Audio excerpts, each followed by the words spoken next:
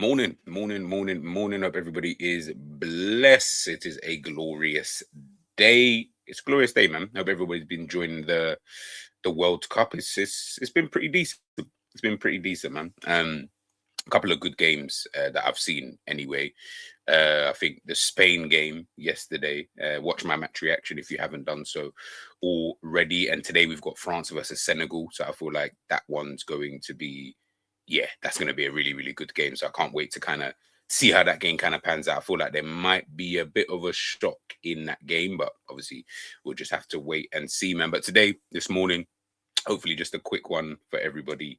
I wanted to take a little look at Liverpool. I was looking at a bit of the news and stuff like that that's been obviously flying around. Obviously, we've got the Yandy and Monday stuff. You've got the Bradley Barcola stuff. You've got Buwadi. Obviously, that's kind of come randomly over the last couple of days. Obviously, after his performance, big up to Christian in the building. Yeah, man. And one of the things I saw literally this morning, to be fair, while I was setting up the stream was obviously like Liverpool, Iraola's obviously just come in. Us as fans, we don't really know what's kind of going on with where the club is trying to go, what they're trying to do, how they're trying to do it, and all these kind of things, right? And I feel like we're a little bit clueless in that regards when it comes to trying to figure out our transfer targets. And I think that's also then played a part in how people are also seeing it, right? So who do you guys want to sign? I'm seeing so many different types of players. Oh, maybe this player might be better and this player would be good for the system. And listen, ultimately, we'd always just be guessing anyway, right? You don't actually know until a player actually gets it, whether they're going to fit the system. But I think because everything's just been so up in the air, and obviously we've got the World Cup now, so we're not going to see any of the players and like in terms of playing for Liverpool until after the World Cup, and then still got the pre-season, and then players are going to be coming back late, and players are moving, transferring, players leaving and stuff like that. Like so much is going on that I was looking at it and I was thinking, rah, like what about obviously big up to Ends because I think he's spoken about this as well about what happens to the players who obviously are here? So are they going to get a second chance? And I know a lot of you have spoken about having a second chance, right? With the new manager, right? So you've got the players like Harvey Elliott, the Chiesas, and et cetera, et cetera. And obviously I wanted to just run through. So I've got 11 players, right? Two of them,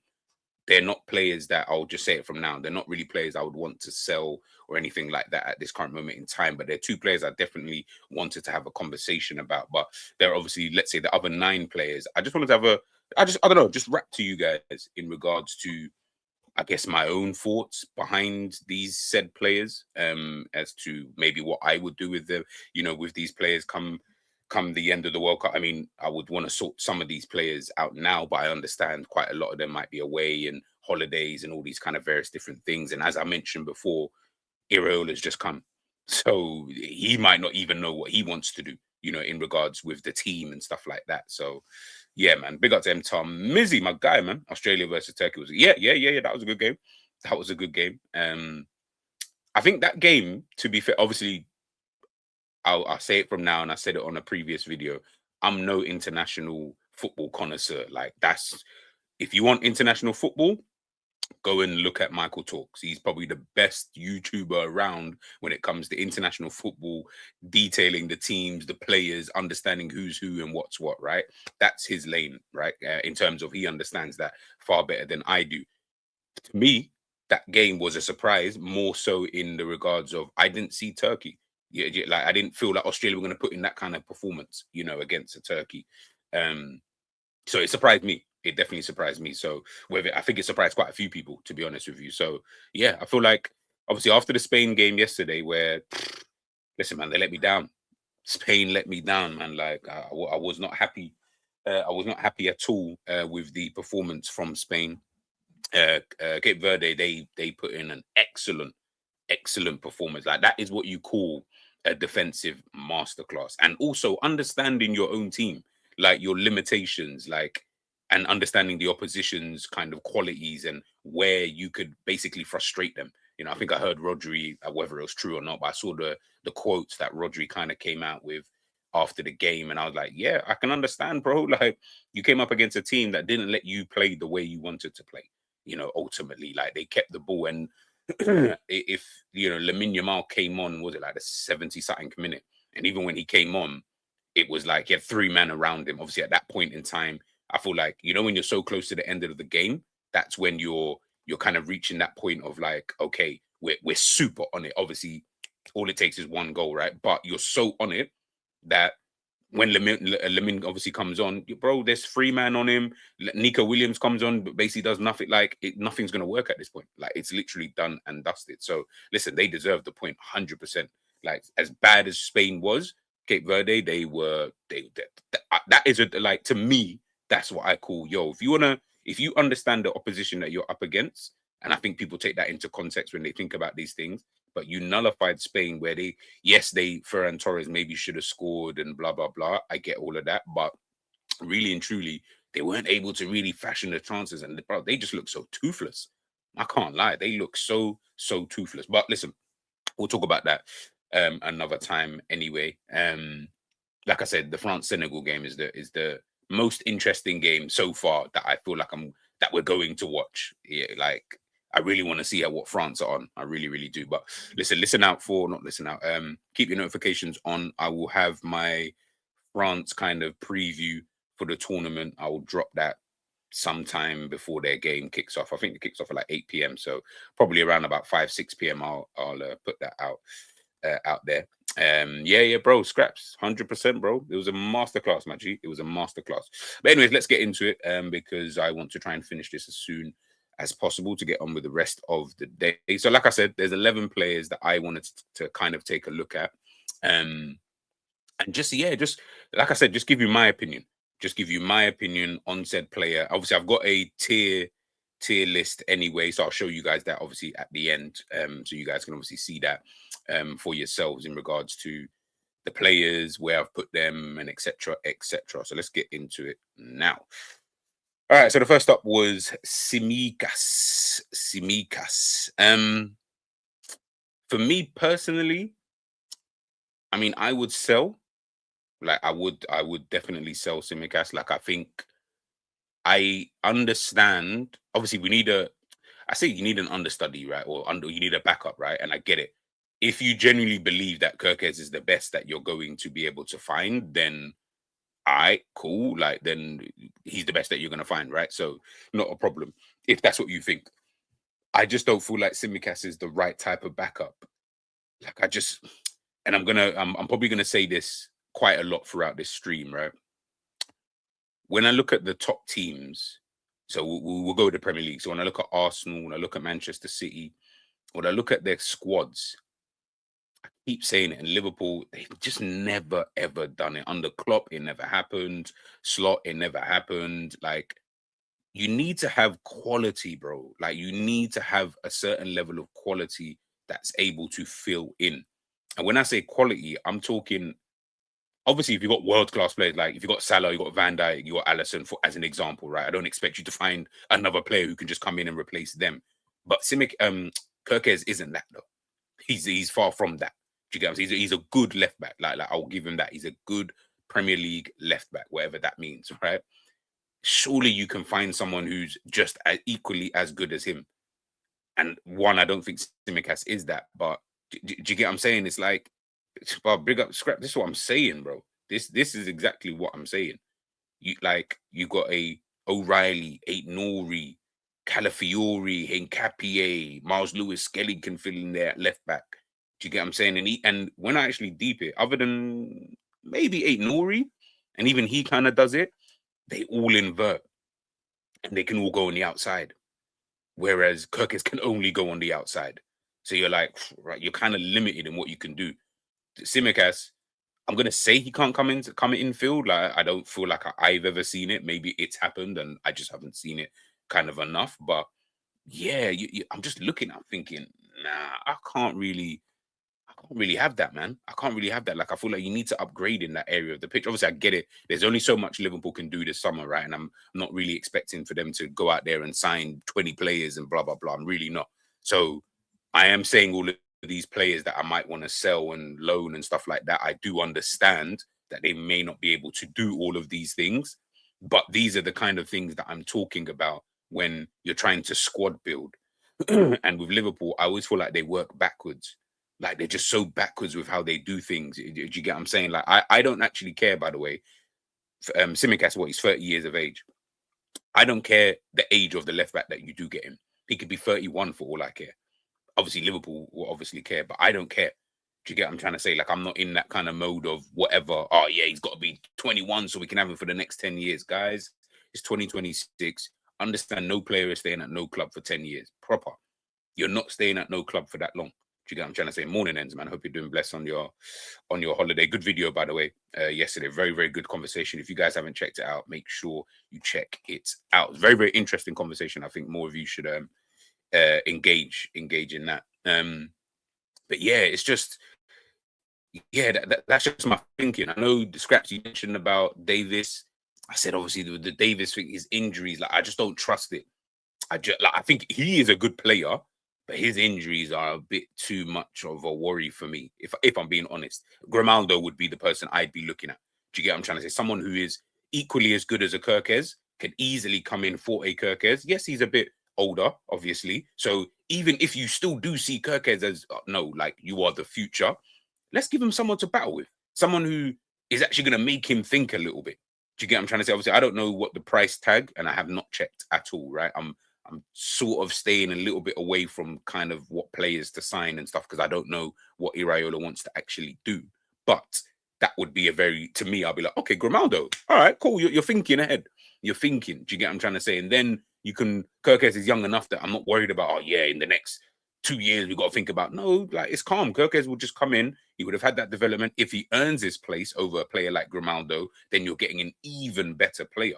Do you get what I'm trying to say? But in regards to Tsimikas specifically, I'm selling that guy. I can't lie to you. Like I really see nothing with someone like Tsimikas. Not enough for me to be like, oh yeah, let's get in Tsimikas. Do you get what I mean? So yeah, that's kind of my thinking.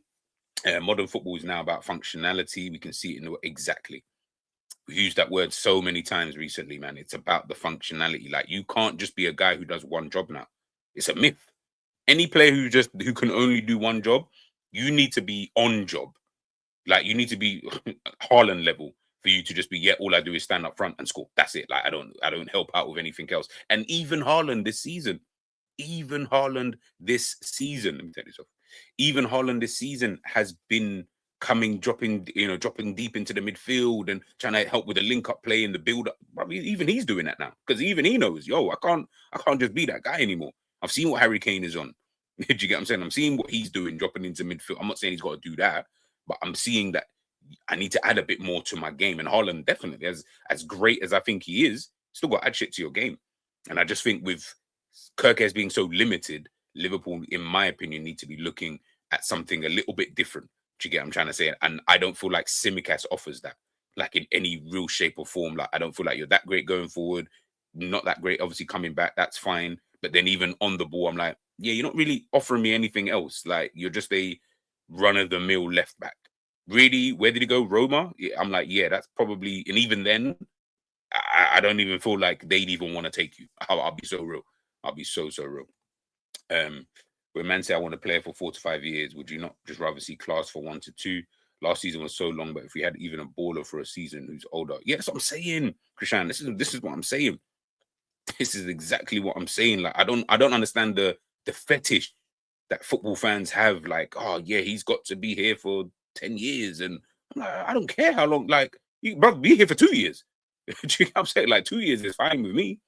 These times, Liverpool recently have just been letting players go for free anyway. Canate, Trent got 10 mil. You know what I mean? For Salah.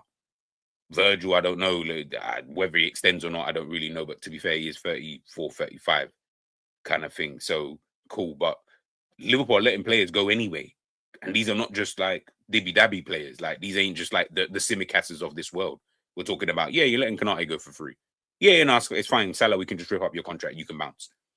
What? Crazy squad building. But listen, that's Liverpool for you. Next up, Joe Gomez. Joey, man.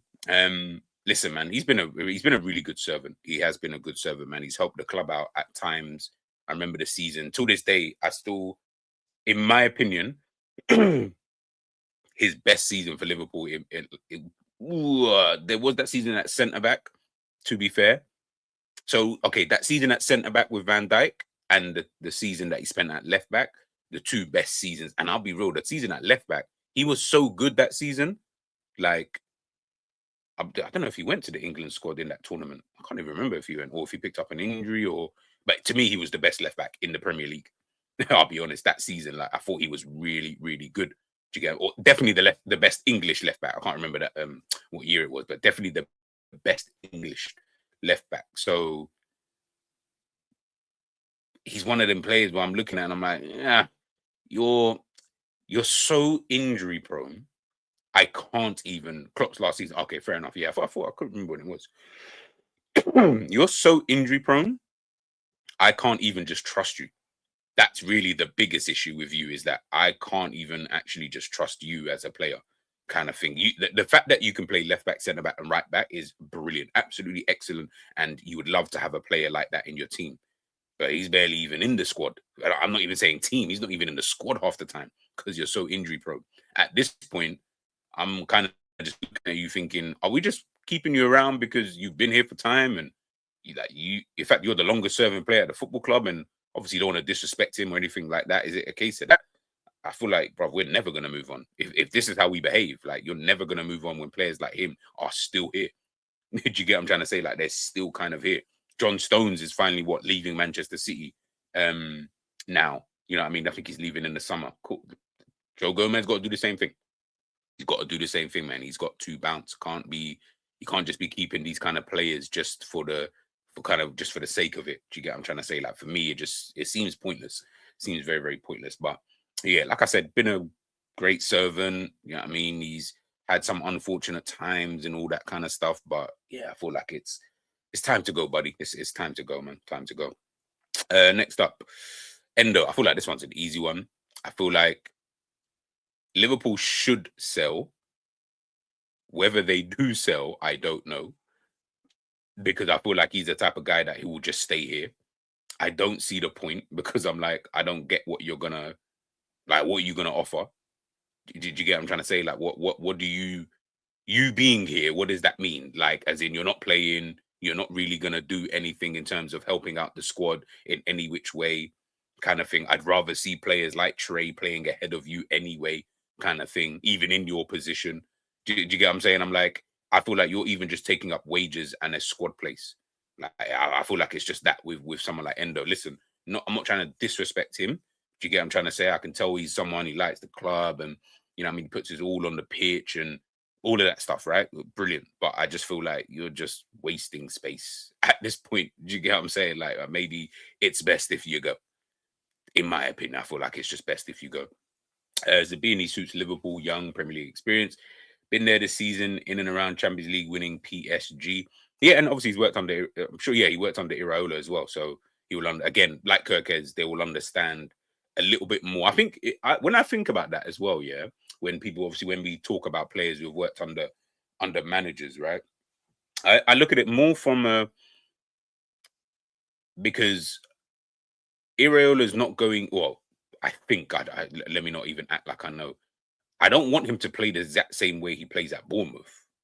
Like, I hope people don't get that twisted with when I've spoken about Iraola. I don't want him to play the same way because we ain't Bournemouth. Do you know what I'm saying? Like, we don't have Bournemouth players and we're not at Bournemouth level. We're supposed to be at a different level. You've got a different set of players, you know, at Liverpool as opposed to being at Bournemouth.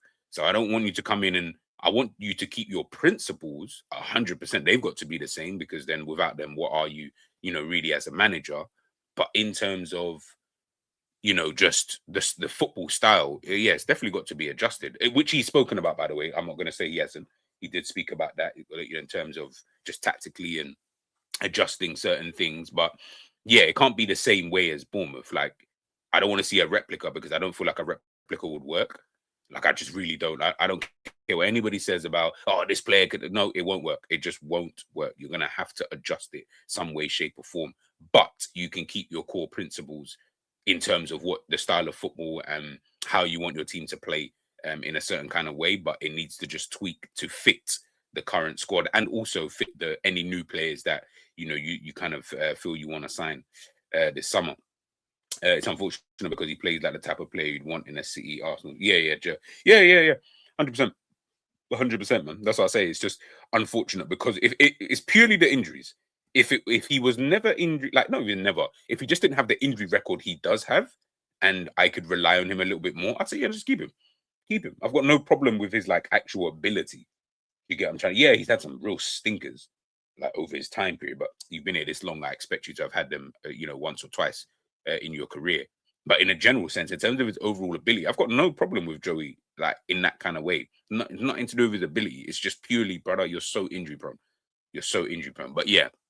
In terms of Endo, yeah, like I say, yeah, he's just. I feel like that one should be an easy one. Do you get what I'm trying to say? Like, I feel like it should just be an easy one of, you go, blah, blah, blah. No one's fussing. No one should be, oh my God. Like, and that's another thing as well. I feel like I'm going to go on like 10 different rants. That's another thing that's annoying me is I get it. Liverpool fans out there emotional and they like to have these kind of connections with the players and stuff. Like, I get all of that. And listen, I guess that's what makes you a little bit different than other fan bases. But sometimes, brother, let that shit go.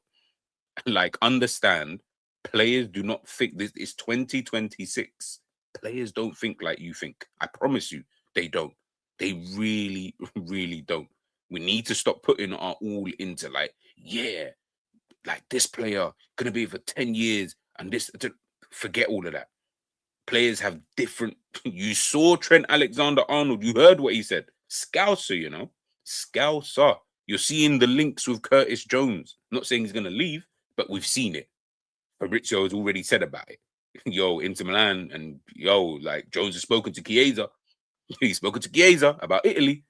That tells me one thing immediately. Yeah, you don't want to stay. So it's going to take some real convincing. And I feel like the only way you convince someone like that is by staying. But we'll talk about him obviously in a sec. So yeah, we need to understand players don't think in the same way that we as fans do. And I feel like, obviously, I feel like we do understand that to a degree, but I feel like we, especially with Liverpool more so, it's like we don't accept that. Oh, he should want to stay here. And it's like, what do you mean want to stay here? Like, he might have different kind of dreams, different ambitions. Maybe the current setup isn't just patterning for the way he wants to do it. That's like, I can't be mad at you.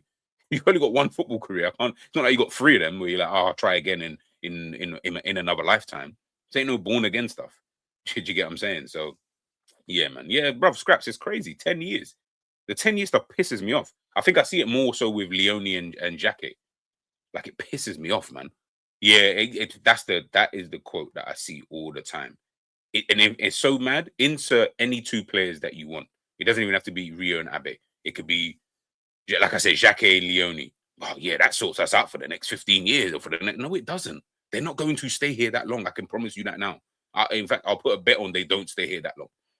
Did you get him? Like I say, Joey and all of that, he's like the last of this kind of era. Joey was from a different era. He ain't from this era. He's from a whole different era. Now, players ain't trying to do that. Unless your team is winning every single season. And even then, players like Rodri would leave Manchester City if what do you call it?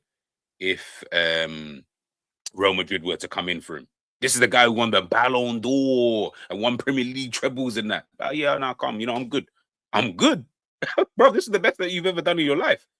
Like, I don't even get it. But guess what? Players don't think like that. And it's cool, by the way. I've got no problem with players thinking like that. You've only got one career. Do your thing, man. Do whatever you think is good for you. Yes, it's annoying for us as fans. I get it. You want some of these, but I don't want a lot. Like, I don't want any real player unless you're Lionel Messi. Trying to think. I'll be real. It's only really just Lionel Messi. I don't want any player staying here for that long. Van Dijk, I don't even really want you to extend. Do you get what I'm saying? Like, this is your last season. Let's just get that done and let's move on. Like, let's just move on now. Like, it gets cringe after a while when you're trying to want to keep these players for so flipping long. I'm like, how long? Like, how long? Oh God, how long is a piece of string? You get what I'm saying? Maybe 10, 5 years each.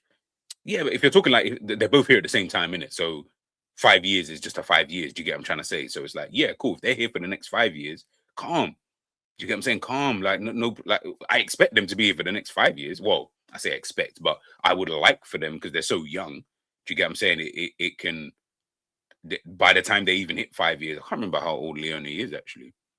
I want to say he's under 20. I could be wrong though. But in 5 years, they're 25, 26. Do you get what I'm saying? So they're already then entering in. That's different. Do you get what I'm saying? I'm more talking about when the players are now at this age. Do you get what I'm saying? It's always all about, yeah, got to stay here. He's been, I forget all of that. I don't care about that. And even when you're looking at signing players, I'm like, people are always thinking long term, and you should think long term for some players. Not for everybody. Sometimes you do. I think it's because we use the word stopgap. I think that's what throws people is, oh, we need a stop. It might not necessarily be a stopgap. It could actually just be, this is going to be an individual who can help facilitate the next player. So, for example, just an example, I'm not saying this is going to happen. If you sign Kvaratskhelia, I don't care about Rio. I don't care about you or your development. That's irrelevant. We've just signed a world-class Don Dada bona fide hustler. We just signed that now. Did you get what I'm trying to say? I don't care that you're, obviously we don't want you to fail and whatnot, but if you don't like it, bye-bye. You know what I'm saying? Bye, you can bounce. Like, no one, it's not that deep. Do you get what I'm trying to say? And these times, Kvaratskhelia is however old he is, 25, 26 or whatever. Cool. He's not going to be here for as long as a Rio probably would actually be here. But guess what? You're signing a bona fide guy. Do you get what I'm trying to say? Like, why would I care? Like, if you feel like you want to go and prolong your career, go and do that. No one's stopping you. You know what I'm saying? I'm not fighting with you. If you don't want to be here part of the whole thing, then that's cool. You can bounce. I'll take Kvaratskhelia for 3 years, then Rio for 10. I'll tell you that for free. Do you get what I'm trying to say? Like, because I know for the next 3 years, I'm getting a bona fide. Whereas 10, I don't know when I'm going to see that bona fide even jump. Like, I have no idea what that looks like. It could take 7 years before I even see it. Like, that's all long. I don't really want to do all of that. So it's just one of them. Big upside. Morning to you. Yeah, Hunter, bro, people were expecting mad death sentences. It is crazy. It's crazy, crazy, crazy. The thing is, Christian, you see with the development stuff, yeah. Obviously, the two. I think it just depends. It's all contextual. Like, I feel like it's all about like where you're at as a football club. I feel like some people. I'm just talking about Liverpool, right? I feel like some Liverpool fans. I feel like your head's kind of in Lululand. Like, I feel like you think we're up here when the reality is we're not even down there. I'm not saying we're like on the floor. We're like in the middle, kind of thing, where you need to understand that we're not as good as you think we actually are. There are better squads out there. There are better managers out there.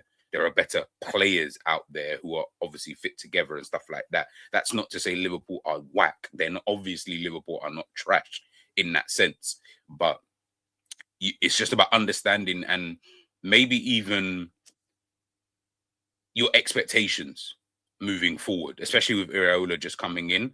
I feel like some people, I'm listening to some people, I'm thinking, boy, like, we all want our teams to win, but are you being realistic? Because I feel like if things don't go the way that you envisage them to go, you're going to be the first one to kind of crash out a little bit. Do you get what I'm saying? Like you may crash out. Whereas, should you be crashing out though? Obviously, I get it. Expectations are expectations, bruv. Have them. Whatever they are is whatever you want to put them at. But I'm just saying, that's what then breeds maybe the little bit of hate, a bit of annoyance kind of thing. Because you're like, oh, you're thinking, yo, he should be getting A stars and stuff like that kind of thing. These times you're like, well, nah, he's really working at a C/B level. Do you know what I'm saying? Like, and that's good for him at this moment in time. Let's work towards getting that A. But you're thinking he's gonna get A star today. I'm like, okay. If he doesn't get it, can you be that mad if he's only working at his capabilities at this moment in time, and i.e. Iraola, with the squad that we've got at this moment in time? Like, are people going to be that mad if we don't win a trophy? I don't care if Liverpool don't win a trophy next season. That's not going to bother me. What bothers me the most is, are you playing a style of football that I can at least identify with? Can I at least believe in what you are trying to do as a club, as a team? Because if I can't believe what you're trying to do, that's where it's going to, cause problems and stuff like that. So, yeah, man. But let's move on anyway to the next player. It's so mad. I don't know the order of this. I just put everything together. I literally just put everything together. So I actually thought he was near the end. Oh my God. Sell this, brother. I'm sorry. Sorry, N. Sorry, Cav. Sorry, Sav. But sell this guy, bro. Sell this guy. Like, I don't even know why you're still here.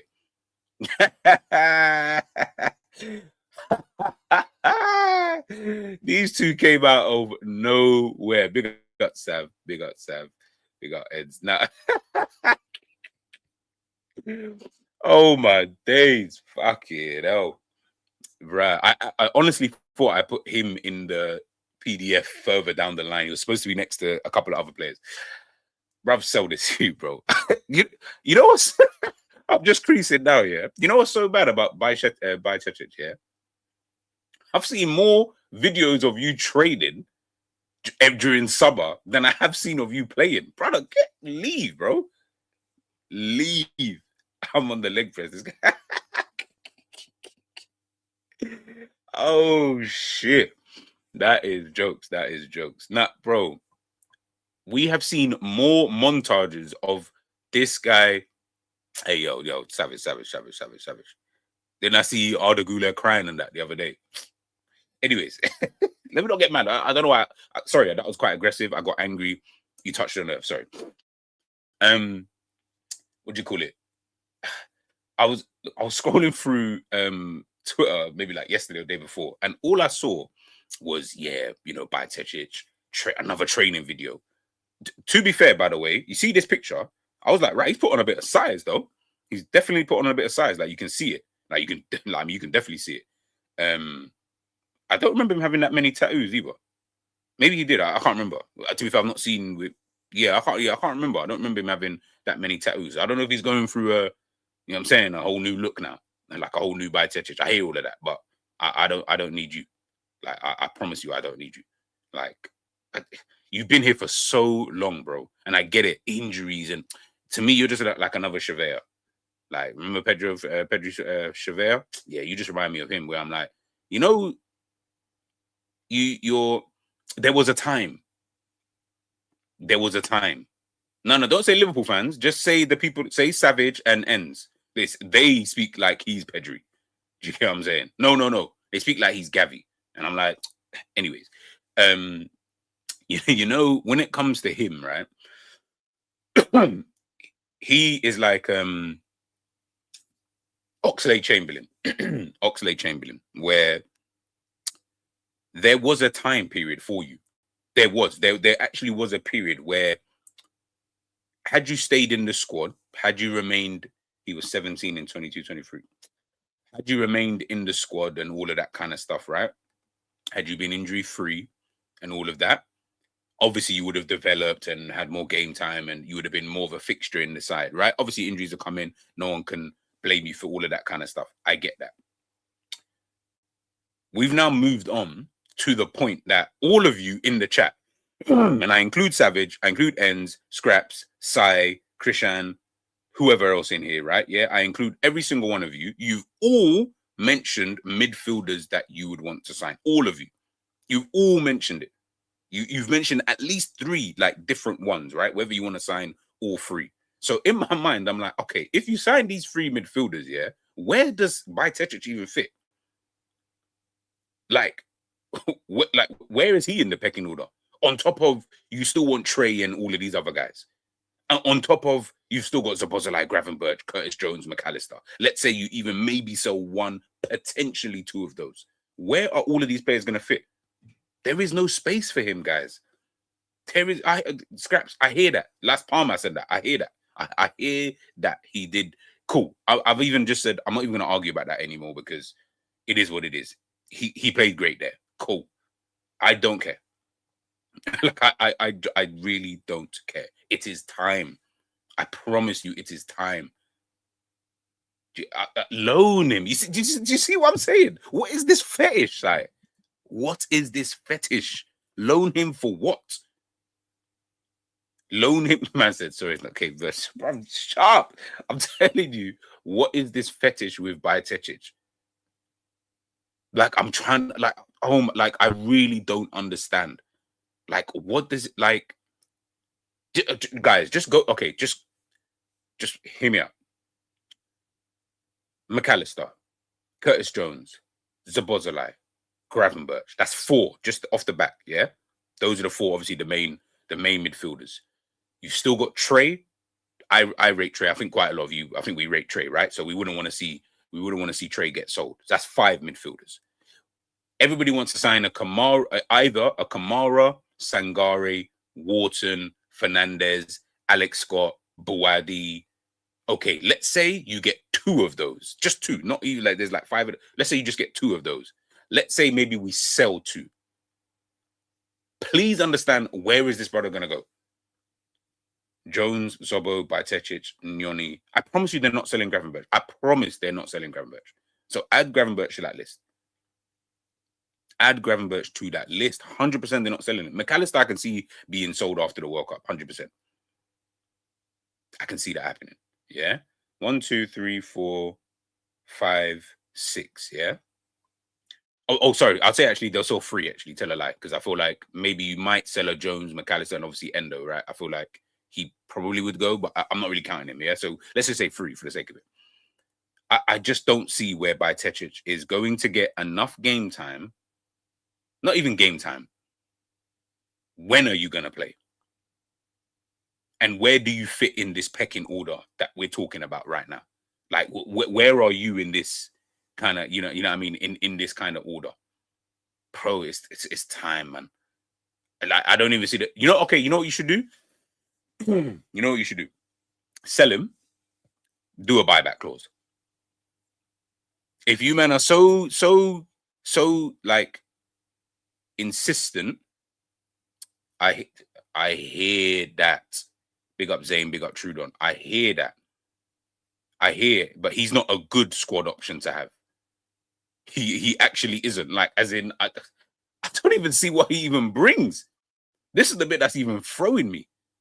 I don't even know what this guy brings anymore. This ain't 22, 23, guys. We are going into the 26-27 season. So whatever Bajcetic you think you saw all those years ago, I can promise you it's not the same, brother. I promise you. I promise you it's not the same person. It's not. It cannot be the same person after 2 major injuries and 2 loans. That's not the same person anymore, bro. Bearing in mind, he came through, or not even came through, but he came into a team that had some aging midfield. You know what he provided? Enthusiasm. That's what he provided. Mad enthusiasm. In fact, crazy levels of enthusiasm. Do you get what I'm saying? He was doing the Conor Bradley thing. People got gassed because he was, you know what I'm saying, he was doing all of this. But forget all of that. Forget that. Don't worry about all of that. That's irrelevant. I don't need to see that. I don't care about it. But don't worry about Gavi. Listen, Gavi is on a different wave to whatever Bajcetic is on, whatever he's on. Do you get what I'm saying? Gavi with injuries is not even, like, Gavi now is not even the player that he was before, and he's still better than Bajcetic. Do you get what I'm saying? Gavi can play midfield, he can play DM, he can play left wing. That's what he was doing. Come on, bro. Like, Bajcetic can't do that. Do you get what I'm saying? So I'm saying just get rid. Like, out of all the ones I've seen, so Tsimikas, Joe Gomez, Endo, he's the one where I'm like, brother, you've got to bounce.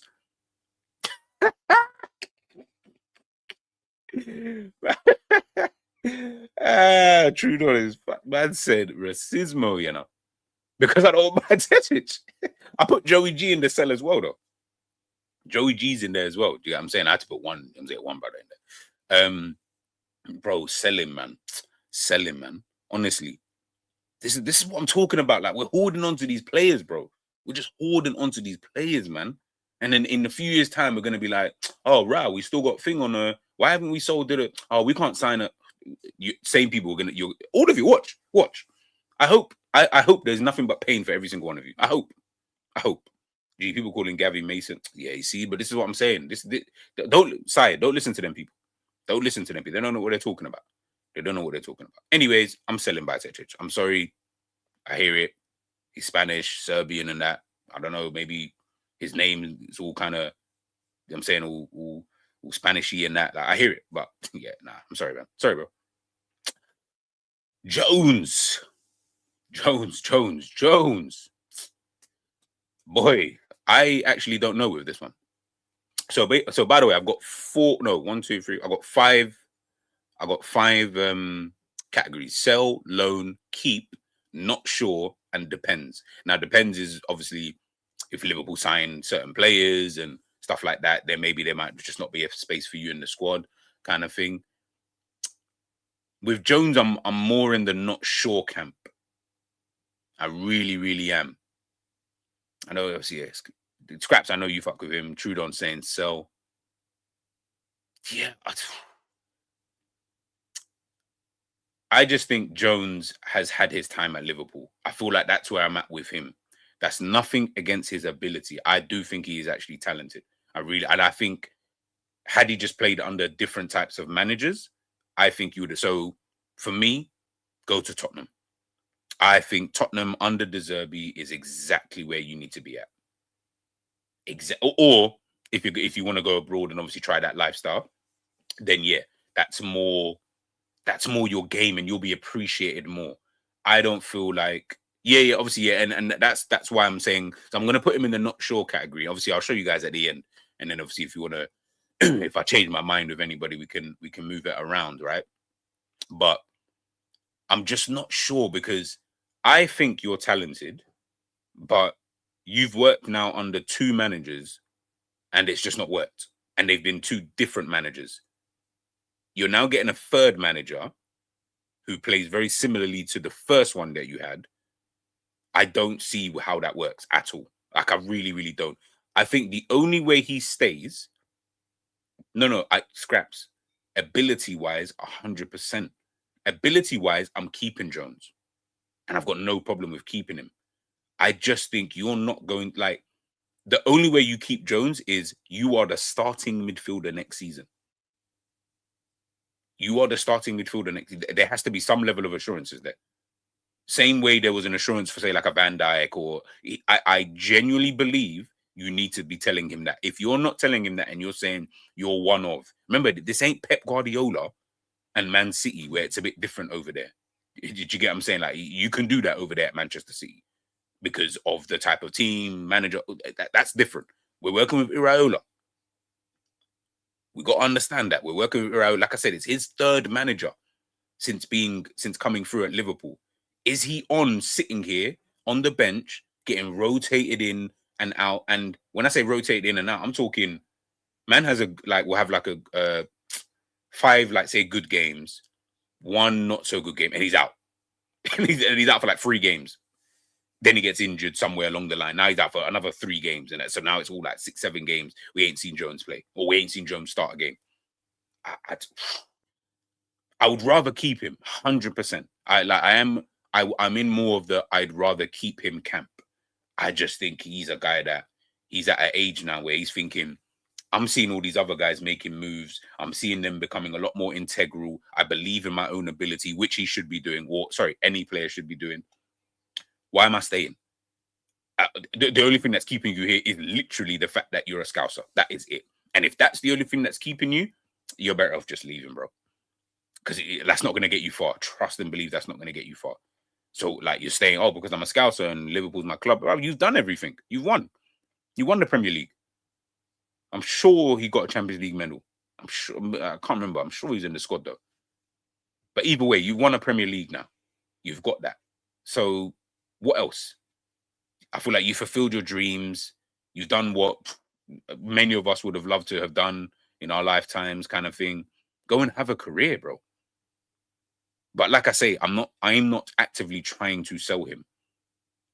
And to be fair, I think I saw the prices. I was like, right, you sell Jones for 30 M. Obviously, I don't know when his contract is up, but you're willing to sell Jones for 30 million. But Adam Wharton, who I rate, Alex Scott, who I rate, Mateus Fernandez, who I rate, they're all like 80 million plus. That's crazy to me. That is crazy. But yeah, so I'm gonna leave him in not sure. I'm gonna leave him in because I'm not sure with what to do with him. I'm really, really not. But yeah, man, it's an interesting one with Joe. I feel like he's probably he's the most interesting one. He's the most interesting one on this list. All right, who's next? Mac Allister.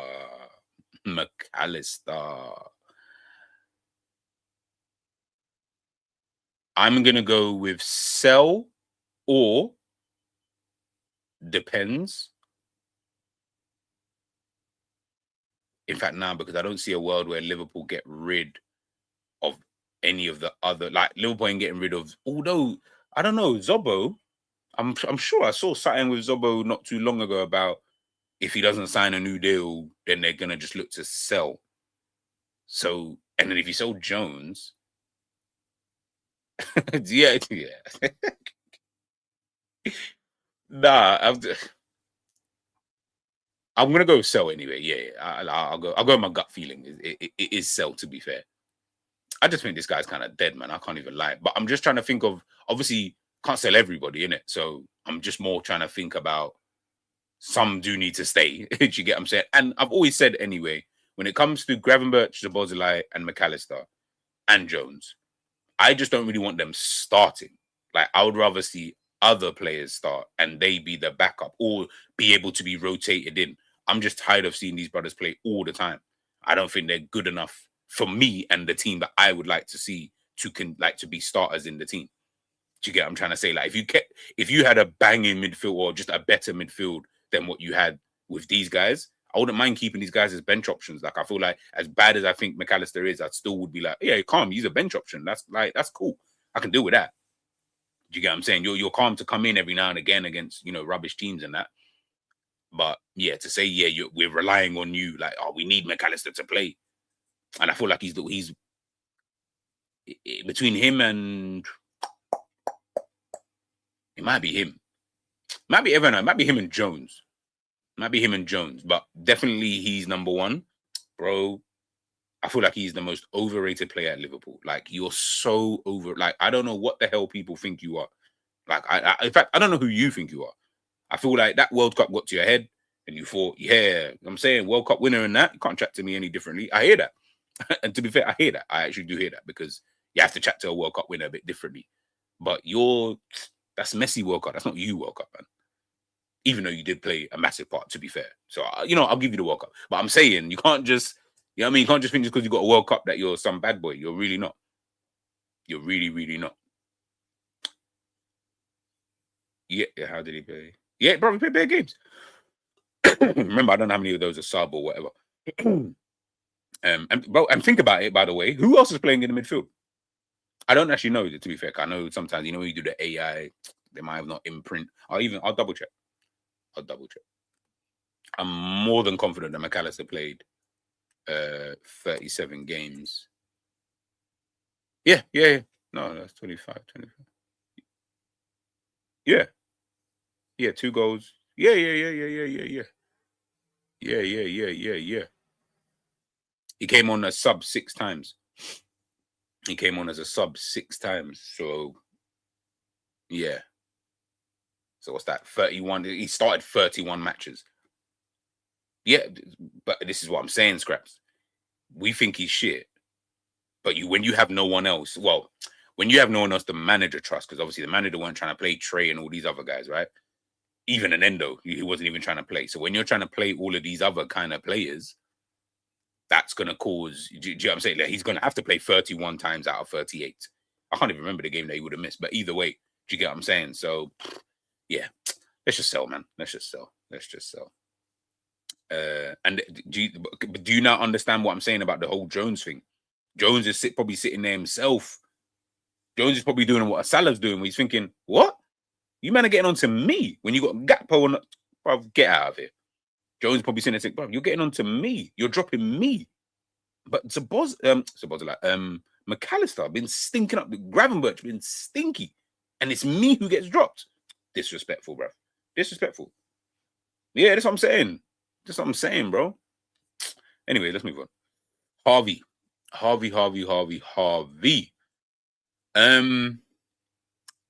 feel like you gotta just fund. I feel like, and it's kind of deep here. I feel like Harvey is going to be used in someone's deal. I don't know. Maybe obviously I've heard Yandy and Monday and stuff like that. But then I heard something about if Liverpool were to sign like a Buwadi, they would offer Harvey. I feel like he's the player. He's the player in the perfect position to offer to anybody to then sign one of their players, because he's not a dead player. He's decent. He can play off the right. He can play through the middle, behind the striker kind of thing. Obviously, you remember him playing in midfield under Klopp kind of thing. He's like the perfect kind of player because he's also he's probably more in the Jones camp of I want to play and I think I'm good enough to play. I'm tired of sitting on the bench. I've been in this club for God knows how long. It's my club, blah blah blah, all of this kind of stuff. And which I totally understand. But it's now my time to play. 23 years of age now. Like when is it? Hold on, how old is Jones? 25. Gee, oh nah, Jones, you gotta leave actually. I can't think you gotta leave, bro. 25. I didn't think he was that old. Yeah, anyways, Elliot, 23. At what point do I play now? And like, at what point do I play? I keep telling you, bro. I feel like Tottenham's going to be the perfect move for a lot of players. You know, I genuinely believe Tottenham is the move. I don't know why. Tottenham or Newcastle. Tottenham or Newcastle. Newcastle probably. That would be an interesting move for him. Actually, that would actually be a really. If we're just talking Premier League, right? I feel like that'd be a good move for him. Depending on obviously what they do with like a Tonali, Guimaraes, because I feel like Tonali, he looks like he's going to leave. Tottenham want to sign him, funnily enough. Yeah, but to work under Roberto De Zerbi, who I think is one of the best managers out there, why wouldn't you want to do that? Yeah, so I'm going to say sell. Sorry about that, Harvey. So we got 1, 2, 3, 4. Sure, yeah, it's quite a few people. Elliott would have been better than Wirtz this season. Yeah. Sorry, I had to think about that for a sec. But yeah, 100%. Key 8, bruv. I just put him in sell. I'm like, I don't even need to chat about this. I don't even know why I even put him in. Like, why are you still here? You are actually taking up a lot of wages. I can't lie.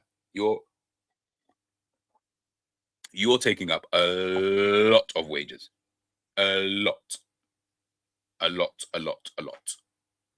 Like, Donny's out here telling Jones about Italy. Brother, you should be back in Italy. What do you mean about you telling Jones about life in Italy? Bro, you should be back in Italy. How about that? Like, why are you even still here, bro? I don't need to spend time on him. And next one. Yeah, okay.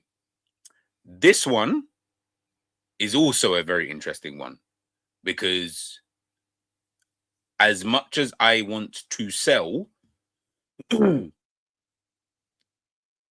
I also need to understand what a Liverpool truck. Because obviously, like I said, if I had my way, bruv, I'm doing a football manager thing. On football manager, I just end up selling all of them. And I have a tiny squad at the beginning of a season, like in my first season, but it's all players that I'm going to use. And then I use youth players, all of that kind of stuff, right?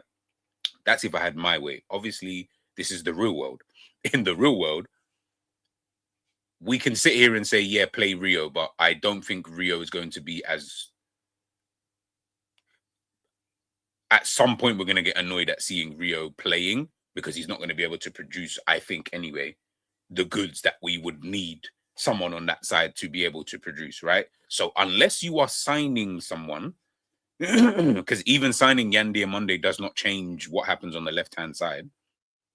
Do you get what I'm saying? Because I feel like they're going to just put him on the right. Even if you put him on the left-hand side, you still need someone on the right-hand side, right? So it creates its own problems. In my mind, I'm just like, I want to sell Gakpo ASAP. Like, as in, I just think your time is done. Liverpool were wrong for putting... Well, I say they were wrong. They gave you the new deal. I'm praying that means that some club is thinking, 70 mil. Like, and that's me being a bit facetious, like a little bit silly here, because I'm thinking just because of your contract length, that's why someone's going to want to say, boom. You know what I'm saying? Let's just spend the money on such and such, right? I don't see that happening, but let's just pray and hope.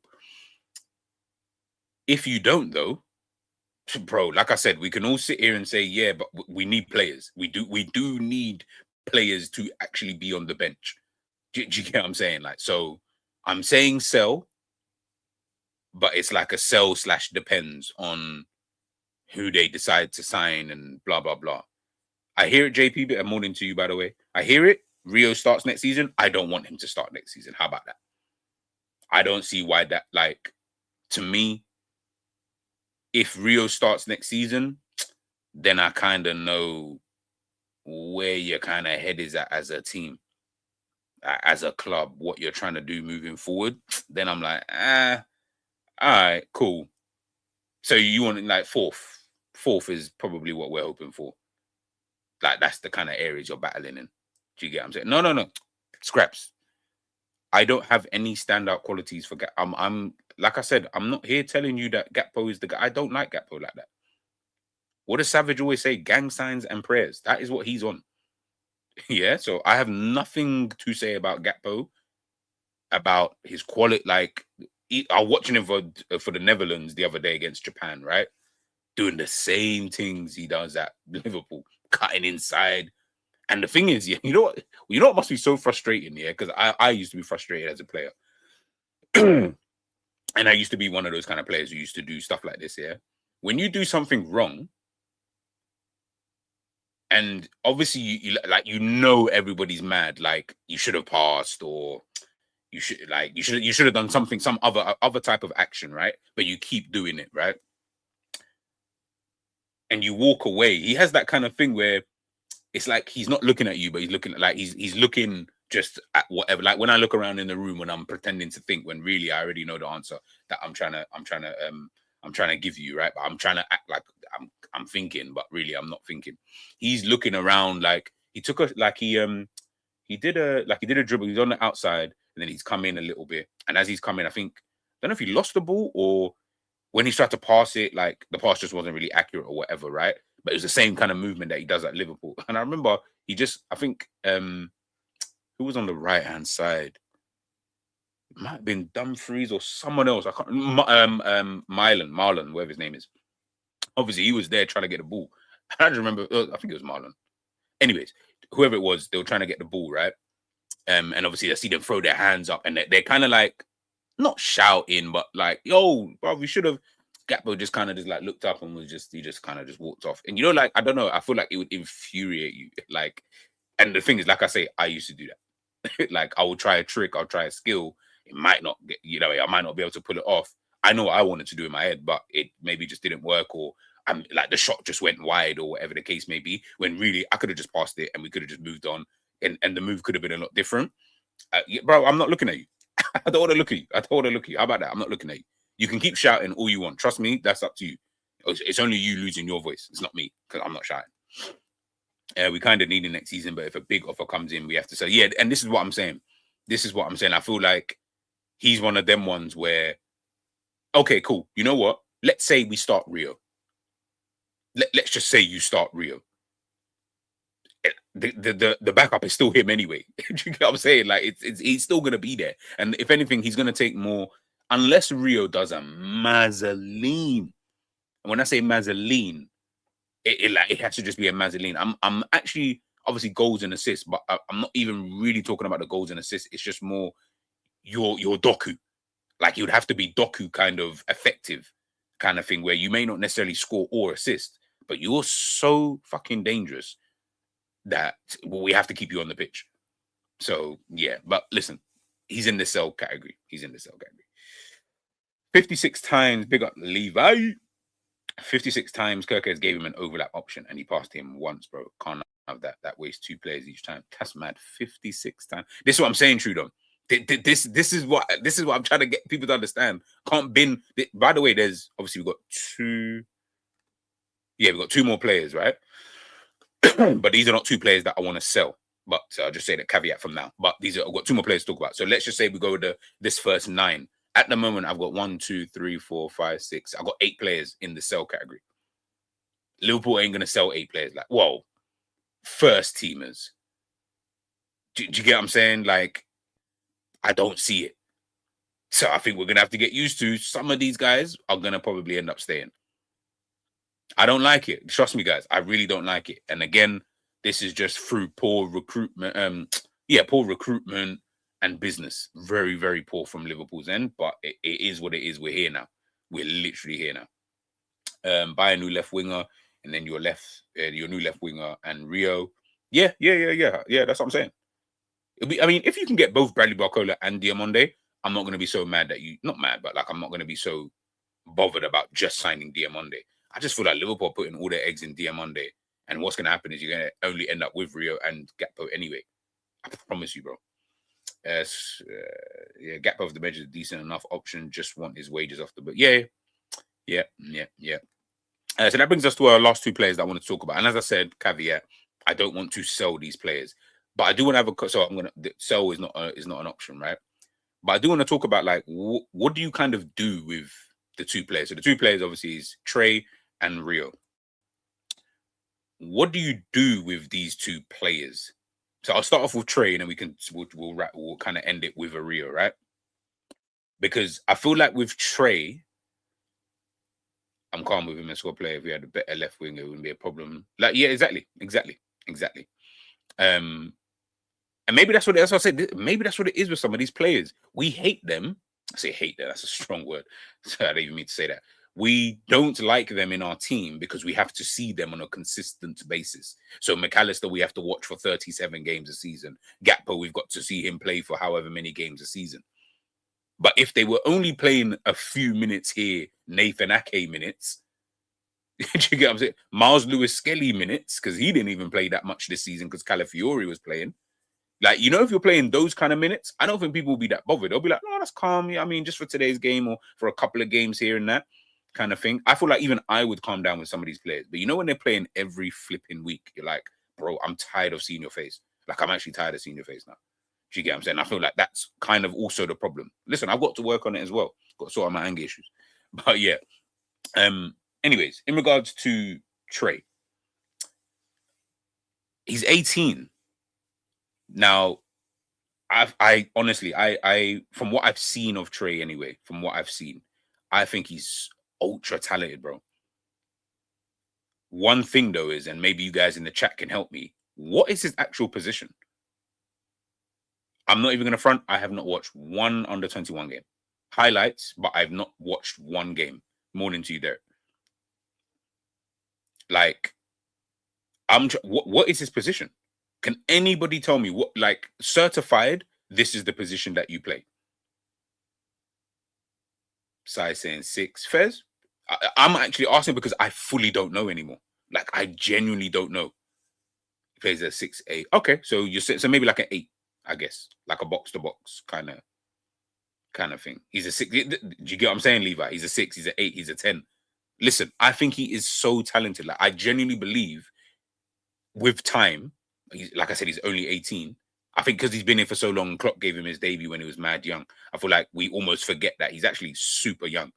Do you get what I'm trying to say? But anyways, he's at he's in a period of time now where I'm like, I don't know really, like, a loan could work. So I'm not saying you can't go out on loan, but then I'm also I don't know, man. Like, could you maybe not stay for? Like, I don't know. Like I said, he is one where I'm like, I don't even know what to do with you. So, like I said, no selling. I don't want to sell him at all. To me, that's off the cards. It's just more, do you loan him? Does it depend? Like, I don't know. We can use him in future. How Mikel using MLS? Yeah, we could do that. But remember, MLS again came in left back, had a brilliant season at left back. This season wasn't playing that much for whatever reason. To be fair, Calafiori was always supposed to be the left back. It was always supposed to be him. Now we're seeing Miles Lewis-Skelly now playing in midfield because that's his position. And as you said, he's more physical. I don't see that. Like, Miles Lewis-Skelly, you could tell from the first game I ever saw of him for like Arsenal first team. In the academy, yeah, you can see it, but it's difficult to really judge. In his first game for Arsenal, yeah, he's physically ready. So he's calm. He ain't got to worry about the physicals at all. Like, he is mad strong. Very difficult to brush off the ball. Excellent dribbling ability. Like he can do all of that. Strong running power. Like, these are the things that are going to help him in the position that he obviously, I guess, wants to play, which is midfield. As you saw towards the back end of the season, Miles Lewis-Skelly start to play now. Guess what? Zubimendi getting dropped every now and again. Marino's obviously injured. Now, Declan Rice, Miles Lewis-Skelly, that's a really good two because you've got two powerful runners. Trey now, I'm like, you're not physically there yet. From what we've seen. I'm not saying you won't get there. From what we've seen, Trey, you're not really there yet. So I don't really know, where do you fit? Where do you fit? Like, are you a 6 or like are you an 8? I get it. Yes, he can play in these several positions. And in my team that I would love to have, there isn't necessarily positions. You've just got a midfield 3. and they all occupy all different areas of the pitch. So it's not like he's the 8, he's the 10, he's the 6. It's no, we're just 3 midfielders. So like PSG, you're just 3 midfielders. Sometimes Fabian Ruiz is the 6, sometimes Vitinha is the 6, sometimes Zaire Emery, sometimes Joao Neves, sometimes Joao Neves is in the number 10 position, sometimes he's fucking left wing. Like, that's just, you get what I'm saying? So in my team, I would be like, yeah, I can use a Trey, because I feel like Trey's kind of like decent at all of these positions. I like him further forward. I've seen him when he's played in those attacking positions. I feel like he looks very comfortable there. He looks very, very comfortable there. But he's also a player who can drive with the ball. He's got good dribbling ability, good close control, good technique. He can pick out a pass. He can take a shot. Do you get what I'm trying to say? So then I'm like, okay, maybe a bit box to box then.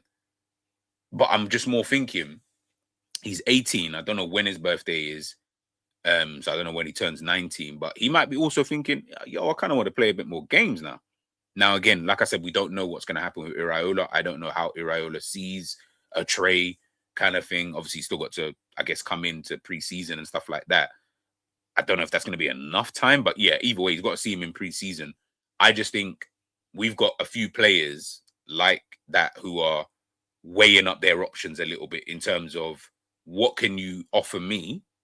But then also the manager is, well, what can you offer us? You know what I mean? So yeah, Trey's in that. I'm gonna put Trey in like the kind of not sure, because I am thinking just loan him. Like, I genuinely believe just loan him and let him play. And I'm gonna be honest, guys. I don't care what league you loan him to. Like, I don't need him to be a Premier League player. But yeah, I don't need him to play in the Premier League like for any reason. I just need him to play games, because I feel like that's more important than being able to understand the league at this moment in time, before we can then start worrying about that kind of stuff. But if obviously a Premier League, like if Crystal Palace could say, yeah, he can come to our team, we're going to let go of Wharton, but we're going to play Trey, cool, then that can work. But if not, then, you know, it is what it is kind of thing. So yeah, I'm going to put him in that category. And then Rio. Yeah, Rio is this one I think is the most controversial one, because I think I would loan him to Borough or Brighton. Yeah, I'll be real. I would loan him to Hull City, for example. If I was thinking Premier League, I'm like, go to Hull City. You know why? I'm more confident you're going to play games there. Like, in fact, I'm super confident that you're going to play games for them, as opposed to going somewhere where I'm not that sure you're going to play and you're just going to be sitting on the bench. And because you're a lone player, because you're not a experienced player, you're the easiest one to be like, yeah, you can just sit on the bench for 10 games and we don't see you at all. Did you get what I'm saying? And listen, Liverpool seem to be notoriously bad when it comes to loans. This is what I keep telling people when we spoke about Rio, and I was saying about the whole Rio thing. Obviously, depending on what you do in the market, but if you're not going to start Rio, which I still think I'm not really sure about, but if you're not going to start a Rio, you might as well just do what you did with Kwanzaa, which is you sell and you insert the buyback clause. That way, he can go out and play some football. He has that stability within his own career. He can develop, and then you can just buy that back. I get it. You don't want to spend the money, and we have to sign, and it feels like like I just had it, and it's like giving your stuff to cash converters, and then saying, yeah, I'll come back for it in a month's time. And I get it. Sometimes it's a little bit annoying because you got to add those administration fees and all of that. I hear it. I hear it. I used to do that. Oh, I used to do that old school. I hear it. PlayStation games or whatever. Needed money. Need money fast, boy. Got to sell this, got to sell that, because we got to pay for certain things. And cool. I hear it. I fully hear it. But you see, with Rio, I do think he's in a position right now where he is probably going to be demanding to play or to be starting a lot more games. But I think that's purely... I almost feel like for Rio to start games, it's going to have to come to the detriment of Liverpool, which means Liverpool are going to have to not sign a left winger, keep Gakpo, and then start Rio. And I don't think you guys are willing to see that. I really don't. I really don't think you guys want to see that next season. I genuinely believe that you lot want to see a new left winger come in and Rio can be the understudy. Will Rio be happy with being the understudy? That's the kind of major question. I'm not saying he's got big ego or nothing like that, by the way. I'm just saying more just from the sheer fact of like, there's going to be... I'm going to be real with you, Levi. I feel like we say this a lot. We fully say this a lot about players. We think, now he'll be calm with 20. I don't think they're calm like that. I genuinely don't think that they're calm like that. I think we think because there's quote unquote so many games, then we just think, yeah, no, it should be calm because you're going to, but remember, within those 50 odd games, he's going to get injured. Hopefully not, but potentially he's going to get injured. Liverpool may get knocked out of all of the competitions. Now, where does those 50 games come in? So you get 38 plus how many in the Champions League is it now? 8. So what's that? 46. Yeah. So that's 46 plus add an extra 2 more guaranteed. So 40. So under 50 games are guaranteed for Liverpool next season.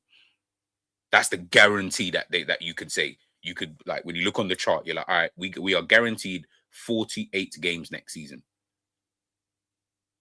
38 of those are in the league. Do you get what I'm saying? And the league is obviously the bread and butter. It's what we need to be able to. How many games are you realistically starting, my friend? Realistically, how many are you starting?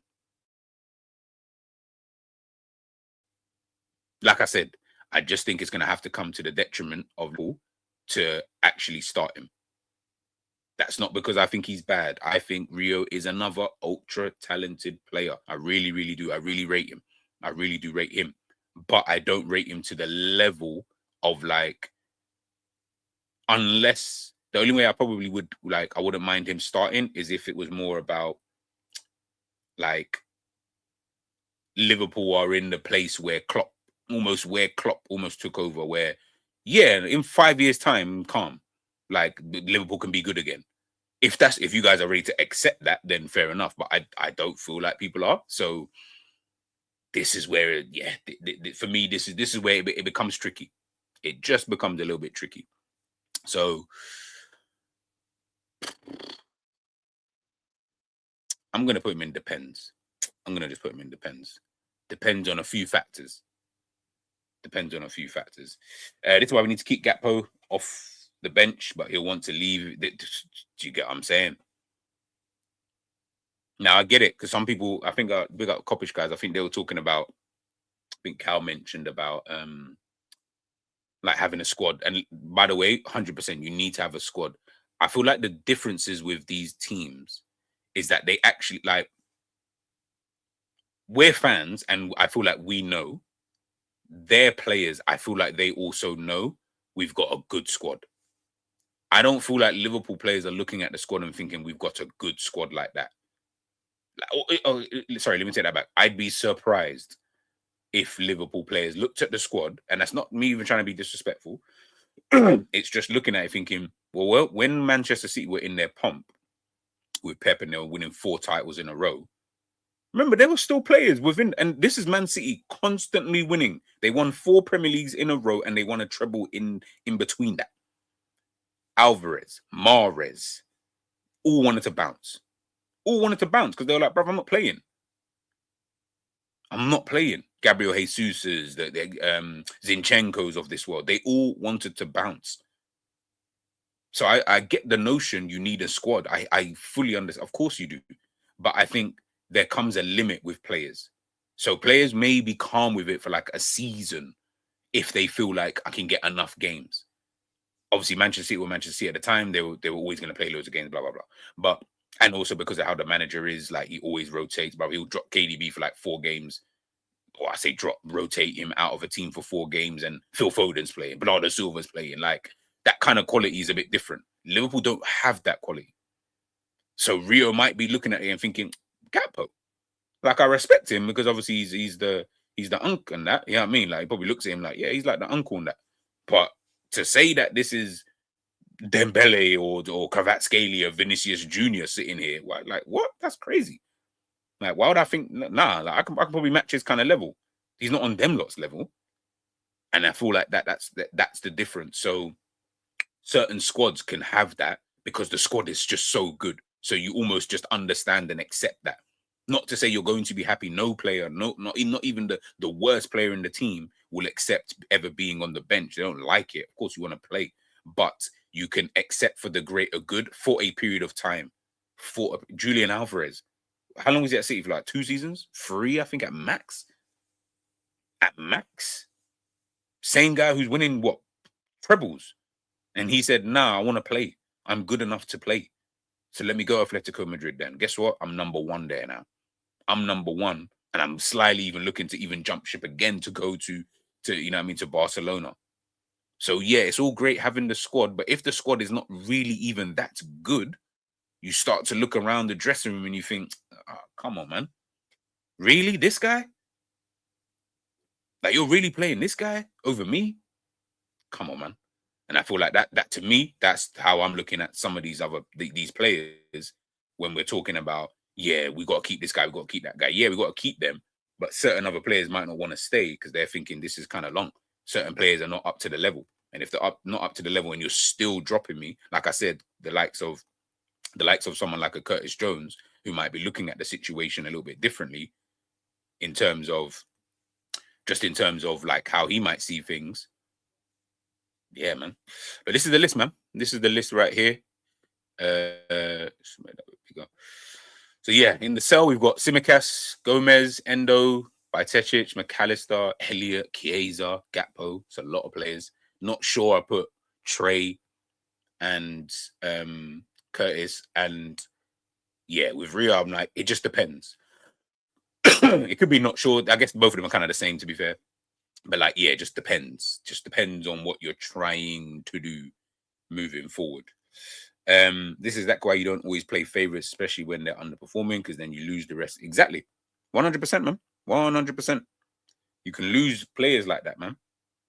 You can definitely lose players like that. It's about balance for the squad and for his development. That's where the club needs to box clever and talk a good. Yep, 100%. And again, by the way, saying all of this stuff, right? Saying all of this stuff about the club and yada, yada, yada. Obviously, we don't know. We have no idea what the club is say. Like, we haven't. Iraola has probably not even really had those conversations. Potentially, I don't really know, but he's probably not had those kind of conversations with some of the players in terms of what is your role, what do I want to do moving forward. Like, remember when Slot was here, it was almost like we were like a mini Dutch team. But remember, there was talks about Dumfries before he went to Real Madrid. Like, on top of also having Frimpong, Gakpo, Gravenberch, Van Dijk. Like, how many Dutch players do you need? Gertruda, we were looking at in January. Like, it's too much. It's too much. Like, that clearly the manager had a type. He had a type. Like, he literally did have a type. So I'm just looking at it thinking, as much as I'd want to sell some of these players, I'm going to have to accept that a lot of these guys are not going to leave. Like, it's just not going to happen. Like, I just don't see a world where they all leave, you know, kind of thing. So, again, having to accept that, it's annoying. It is what it is. But yeah, it's literally just one of them things. It's honestly just one of them things. But listen, man, we'll wait and see. We will definitely wait and see. We'll see how kind of things move forward, and you know, in regards to like Liverpool, who they sign. I saw a report literally. I'll see if I can find it actually. Not a report. To be fair, it was James Pearce, and I know people do kind of get on. Oh, look at that. So I've just seen David Ornstein. Marcus Rashford's deal at Manchester United includes a £40 million clause for all clubs bar Liverpool. Bar Liverpool and Manchester City. That's hilarious. So yeah, I think I saw a report about here we go. Was it here? It was about Iraola wants to assess the squad, and once he assesses the squad, then, and I said, Jesus Christ, like if you obviously for him, no, but if Liverpool in general, if you don't know what you want by now, I'm just thinking flipping it. And what I mean by that is more position wise, player wise, you won't really know because certain players in certain positions are going to change in terms of certain players might just become available and blah blah blah. So I do get that, but in general, bro, I beg you, just sort out whatever it is you're trying to sort out. Like genuinely just sort out what you're trying to sort out and sort it out quickly if you possibly can. If you possibly can. But yeah, listen, it is what it is. Make sure you stay locked in. Make sure you stay tuned. Like I said, I think the game kicks off at 8. the France-Senegal game, if I am not mistaken. Yeah, 8 p.m. So around about 5-6 o'clock, I will have my France preview, just like I did with the Spain one. So check that out if you haven't. I've done a reaction to the game. I will also have a reaction. I don't know. I probably won't. I might drop it straight after the game. I might drop it straight after the game. If I'm not too tired. And then tomorrow I may go live if anything interesting kind of comes up that I want to chat about. Any kind of topics that I want to chop it up, I will obviously do that. So yeah, just keep your notification bells on, guys. And then yeah, I'll see you guys real soon. Big up to everybody who's been in: Levi, Krishan, Scraps, Mtar, Mizzy, JP in the building as well. Sai, of course. Whoever, Derek, big up to yourself. Trudon, always come on, my G. Hopefully I ain't missed nobody. Big up Sav, big up Ends, of course, every single damn time. Big up Zane. Who else is in? They are. I think I just saw someone. Hopefully I'm not missed anybody out. But yeah, no, big up to all of you guys. Like I said, just stay locked in. What's this? Gee, did you see off topic? Some of it linked to. Yeah. I saw that. But listen, I like I said yesterday in Dean's thing, yeah. Somerville Diamonde, I don't see that much difference in the two players. Like the same reaction I would give if Liverpool signed Diamonde is the same reaction I'll give if Liverpool signed Somerville, where you're literally just like, oh, okay, cool. All right.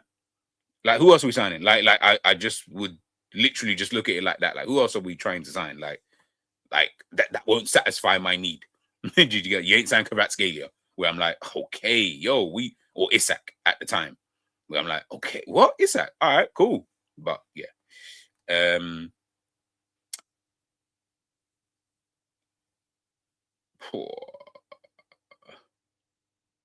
no.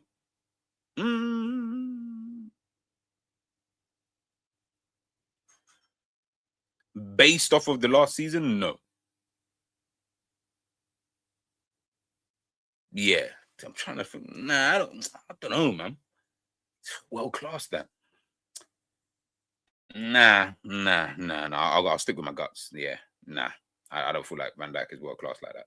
I feel like he's still operating at obviously a very good level, but I don't feel like that level is world class.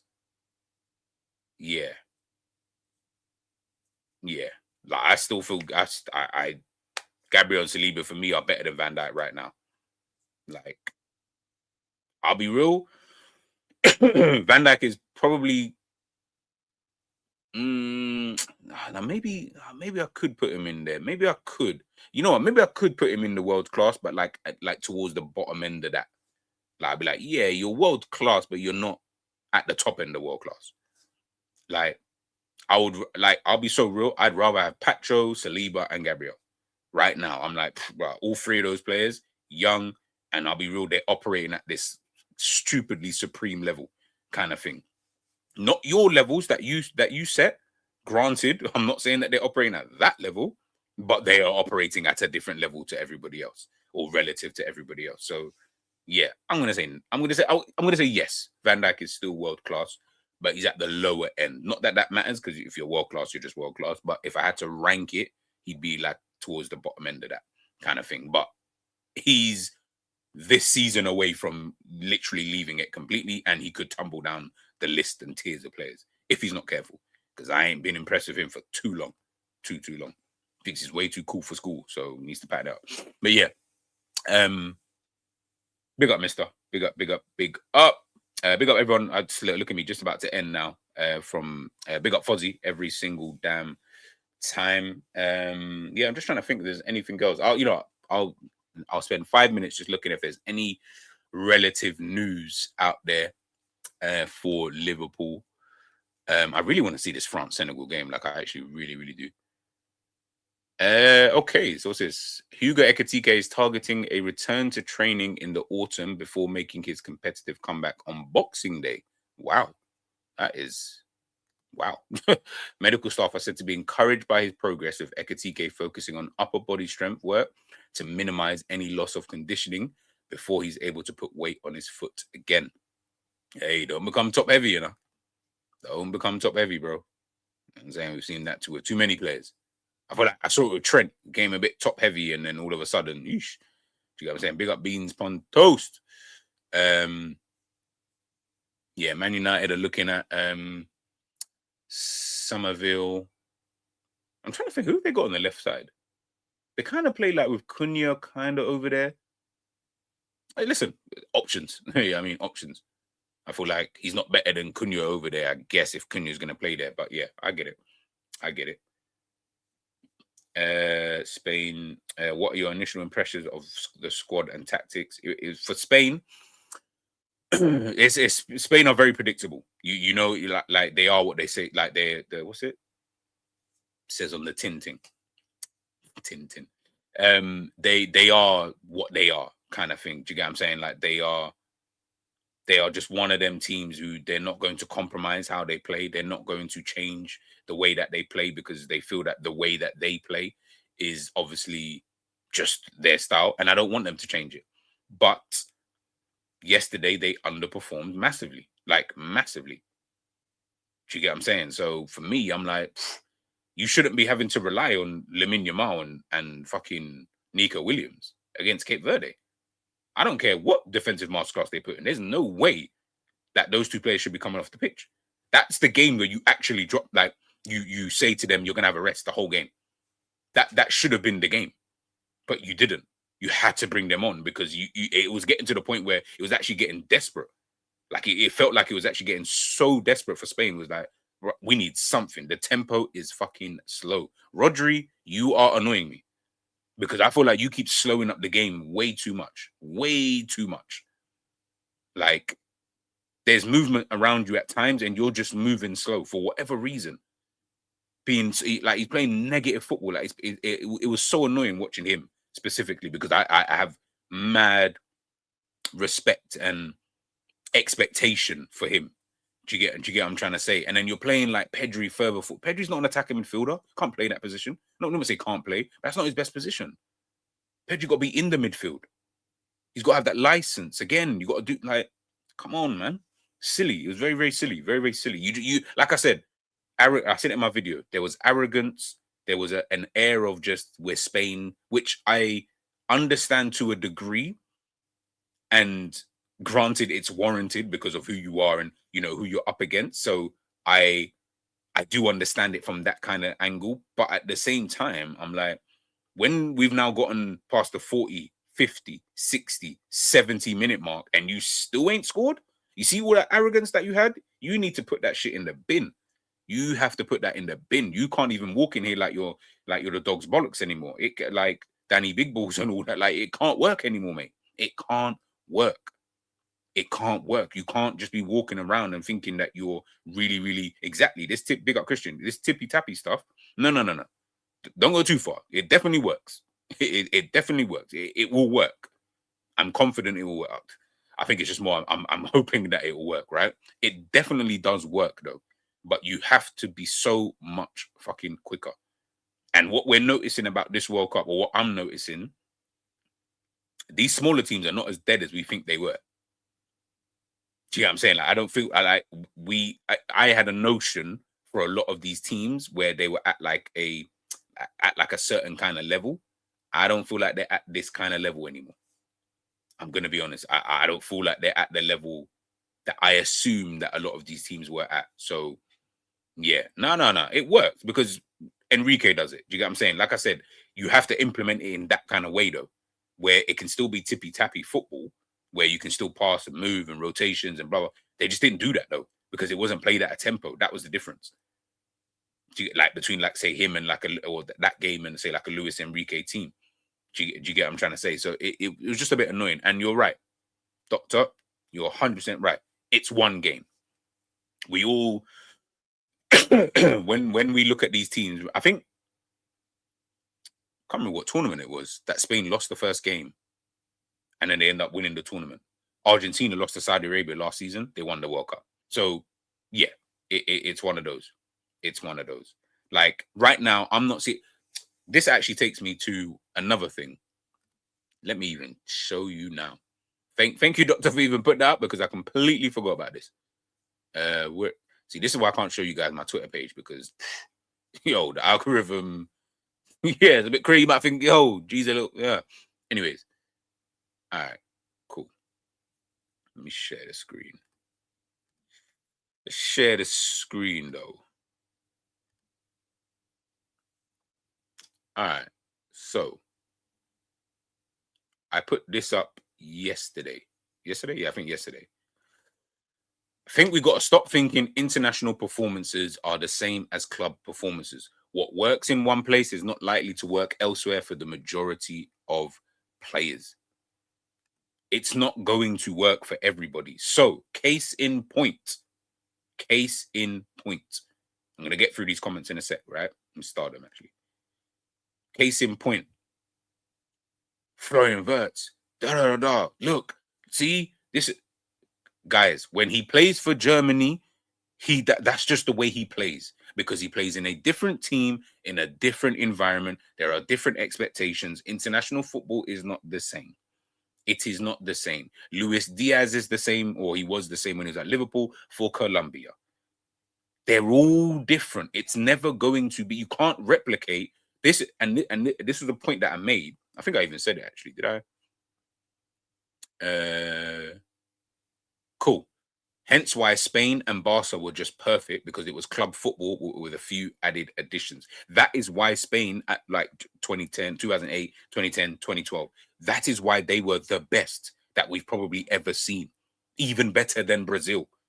Like the Brazil, like of Ronaldo, Ronaldinho, and all of that in terms of just as a team. Why? Because you literally had club football with a few additions here, like a few Real Madrid players, one, two, I don't know, Marcos Senna's in there, and Santi Cazorla's and David Silva's, one man. Like you had your few little additions, but it was basically just Barcelona, and it was Barcelona football. Now you can't do that. Now everyone's playing for all different teams. So I mean, England, boy, I'm super intrigued to see what England looks like. Like really intrigued, because you don't have a team there. Like none of these guys play together like that. This guy plays for Arsenal. Like a couple of them play the Arsenal lads. So maybe you're gonna have to implement Arsenal style football in order to get to the best out of the majority of the team. So maybe if you do that, then fairs. But otherwise, this guy plays for City. This guy was just on loan at Barcelona. This guy was at Newcastle. Now he's gone to Barcelona. This guy plays for fucking Nottingham Forest. This guy plays for whoever. Like everyone's everywhere. But this is international football, though. Hence why it is so difficult for these teams to implement plans and all of this kind of stuff, because everybody is doing something different. Spain, when they won the Euros, you had Gavi, Pedri, Lamine Yamal, Balde. You had all these Barcelona players in the team. So it's like, okay, well, we can just kind of play that kind of football with the few additions, with almost the players that Barca would want to sign to play in their own team, because they can play that style. It can marry this. It can marry the whole thing. It can marry the whole thing. But we keep trying to think, yeah, but look what Florian Wirtz is doing for thing. And I'm like, guys, like, I don't know why we keep bringing this up in conversation. I don't care what he does for Germany. Like, I actually couldn't give two shits about what he does for Germany, because guess what? Whatever he was doing for Germany, it didn't work at Liverpool. It wasn't working. Gakpo, prior to obviously this season, when he was playing international football, this brother looked like he's on smoke. Serious, like he was playing up front. He's coming off the left. He's licking up. Like at Liverpool, it's not working though. It's not working. But we keep trying to relate the two things, and I'm like, I don't get why you're trying to relate the two, because they're international football and club football are so different. It's a whole different vibe. Like the style, the tempo, all of that is completely different. Completely different. Well, no, it's about getting the best out of Wirtz. Germany, yes, Germany can get the best out of Wirtz. Do you get what I'm saying? Germany. So the majority of players, it's going to work for one or two players, right?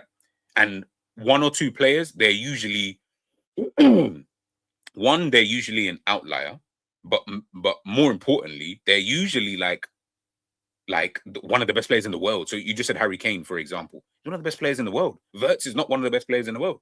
Do you get what I'm saying? He is not. He's coming up there, and he's not one of the best players in the world. He's not on a Kane kind of level where we almost have to build the team around you anyway. Both teams, both Bayern and England, where we're like, yeah, we probably have to build that team around you. So we don't mind you dropping deep to pick up the ball. We're just going to put runners, Diaz, Elise, Gordon, Rashford. We can accommodate that.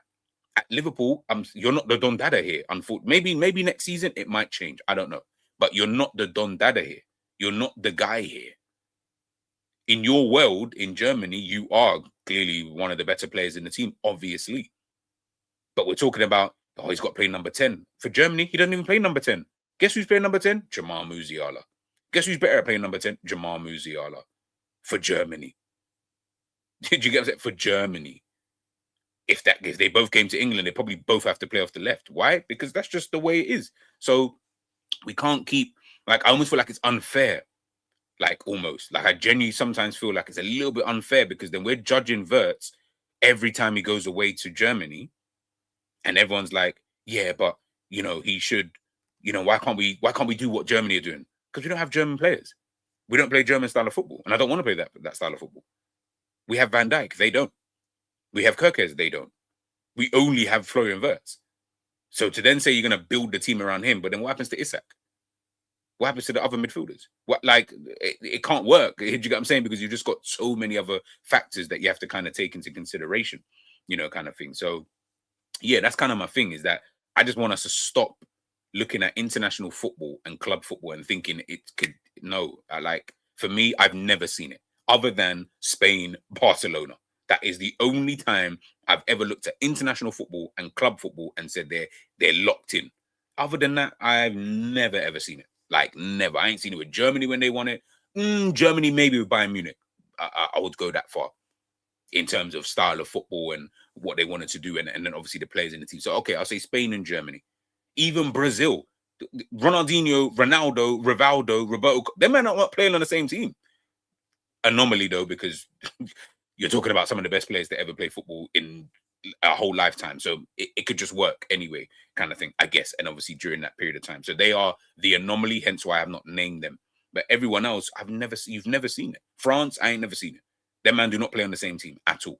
Again, ultra players, again, almost like a Brazil, you're talking about anomalies within they've got this, they got Kylian Mbappe, they had a Paul Pogba at a time, a Kante, Griezmann, these things can just work. So that's why I'm just we just got to kind of just allow it a little bit. I think football structure and performance, Argentina's group might be more entertaining than France, Austria, Algeria, Senegal, Norway, even though on paper they're level and stacked. Yeah, 100%. 100%. I think that's what's going to happen is certain teams are going to shock us. But it's top 3 in it that go through. Or first and second, and then the best third place teams will go through. So, yeah, it's just one of those.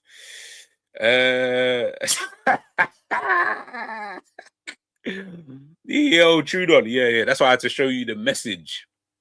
I can't scroll through my Twitter, man. I'm sorry. I need to get another. I need to get another Twitter, just another Twitter. Yeah, I'm saying I'm gonna make it private because some of the stuff that I was scrolling onto the other day, I found myself in a place and I was like, "Whoa, yeah, I need to stop looking at that. I need to keep it strictly football and jokes and anime. It can't be anything else. I'm gonna create another Twitter. I'm gonna create. Well, I'm gonna keep quiet because I don't even want to say it because I don't want it to happen. If it happens, I'll let you know. It's to do with a player signing. Darwin's still on side and hitting post for country too. Oh, Jesus. You can argue some Euro teams struggle against South American, African nations. Yep, 100%. Belgium yesterday against Egypt. Whew. Yeah, they were struggling. International football is purely tactical and rather slow. Most teams, nations are playing hard to beat. Yep, 100%. You can tell. That Germany game against Curacao was like a one-off. I don't feel like we're going to see many games like that this tournament.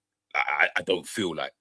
Do you get what I'm trying to... we saw, what was it? Iran versus New Zealand. That was 2-2, to be fair. That was 2-2. Maybe. I think the African teams have closed a tactical gap, though. If they can close the overall depth gap, yet problems. Yeah, true. Like I say, we saw Ivory Coast obviously giving Ecuador a bit of a tough time. Well, Diamande was giving Ecuador a tough time. Let me not even lie. He was definitely, he had Nkapie on toast. It was mad. It was actually embarrassing. Doku was great in Man City last season, but Belgium, he was absolutely... I wouldn't say he was awful. He was the only thing... I feel like he's always misunderstood. I feel like he was the only one trying to make things happen. The dribbles and stuff like that. It wasn't pulling off all the time, but yeah. I feel like, yeah. By the way, the water breaks. Jesus Christ, man, they are pissing me off. Oh, they're pissing me off, man. They're so annoying. Germany, Curacao. Was it 1-1 at the time? Water break. Bruv, 2 different games. Before the water break and then after the water break. It just turned into a completely, like, it was literally 2 different teams playing. Completely. Like, I don't even know where that came from. I really don't even know where that came from. It's mad. It's mad. Even Palmer plays better off the right for Chelsea. Exactly. There are no real 10s. I think I was having this conversation with someone the other day. I think Scraps. I think it was you.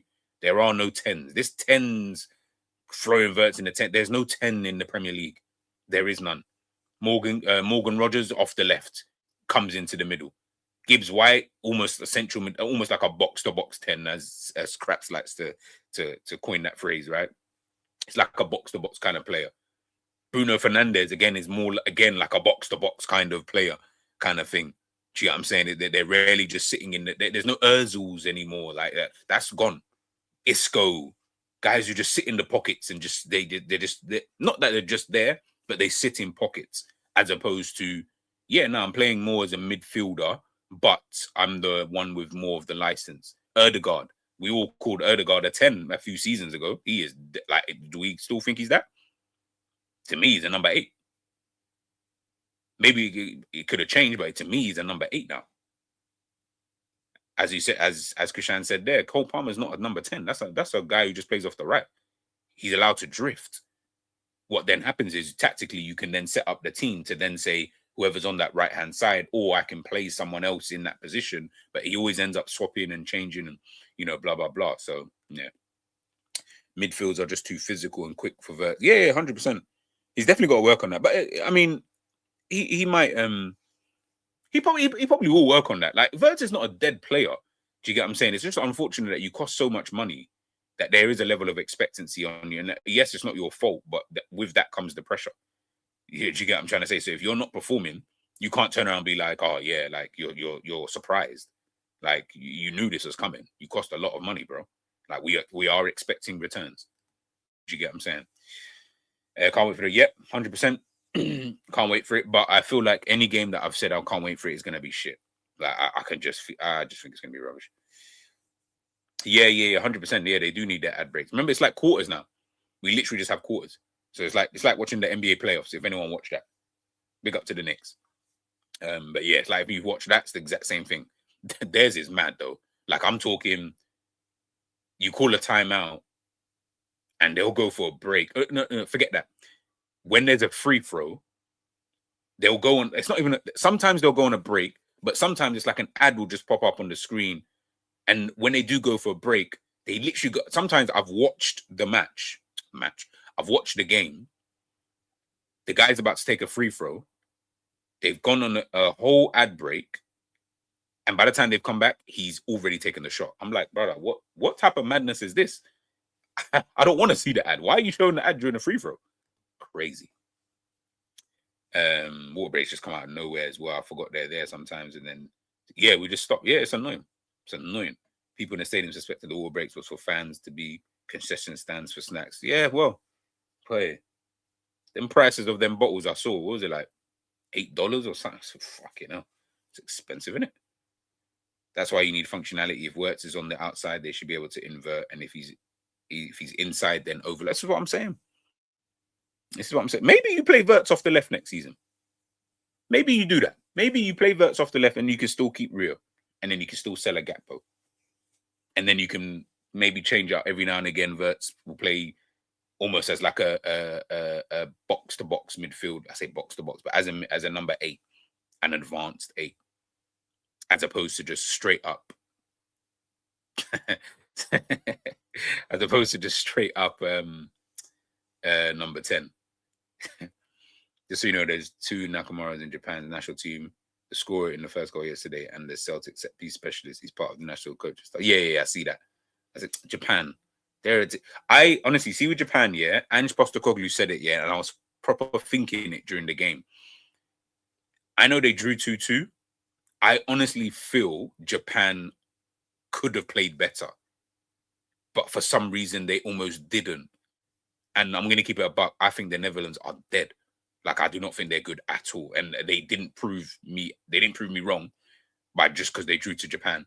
I genuinely feel like Japan can go another level. Whereas I feel like the Netherlands, that was their best that they could probably produce. Like, I can't see them getting any better than that. I'll be so shocked if they get better than that. Like, they will exceed my expectations. I might even have to call them the team of the tournament. Like, it'll be that deep. I think they're so rubbish. But Japan, I don't know. I feel like when I was watching the game, I just kept thinking, I feel like you can do more, but you're not doing it for some reason. Like, it's almost like you're worried. I'm like, don't be worried about the Netherlands. But if they're dead, you don't need to worry about these guys. Who are you worried about? Memphis Depay coming off the bench. Like, come on, man. Come on. Yeah. That's why I was laughing, Mantis. That's why I was laughing. I literally saw the comment bar. I was like, it's not slander. It's not slander, man. Like I said, I'm okay. I'm only going to be calm with signing Diamonde if you sign another winger as well. If you're only signing one winger and it is Diamonde, then I'll be annoyed. So I'll say that. I'm good with saying you're going to sign Yan Diamonde and another winger. Ultimately, the price is the price. Like, I can't be asked to fight it anymore. Like, it is what it is, right? And I can't think of anybody else that I feel like is available.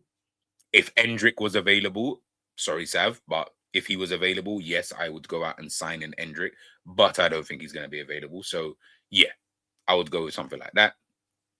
I couldn't watch the sports when I was in America. The sports, yeah, it's so ridiculous.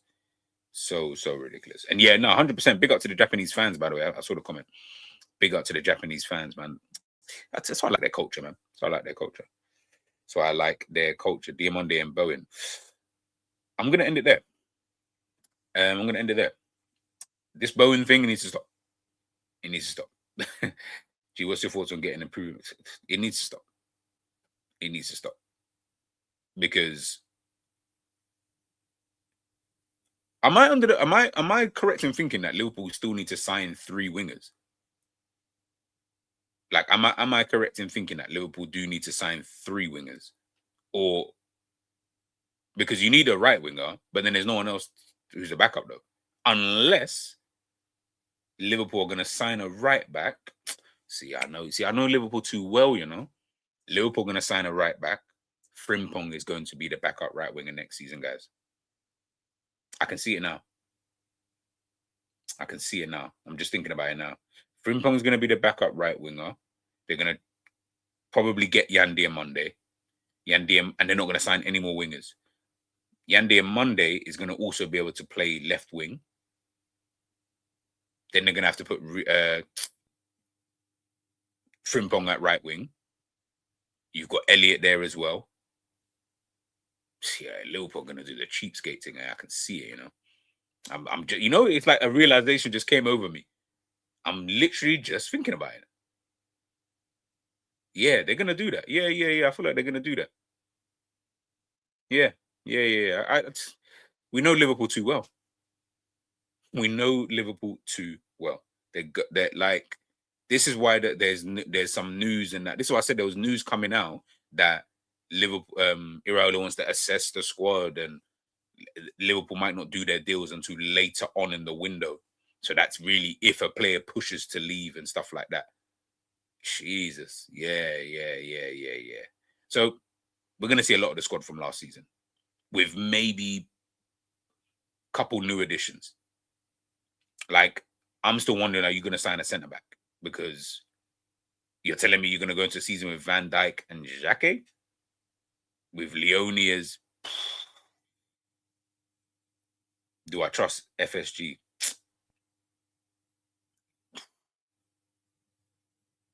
Not really. I don't trust them to do the right recruitment.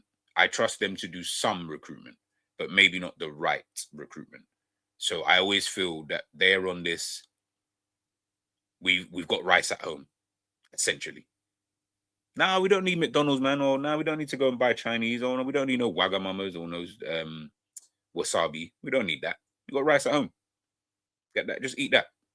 That's what I feel like. That's just they've always been on that.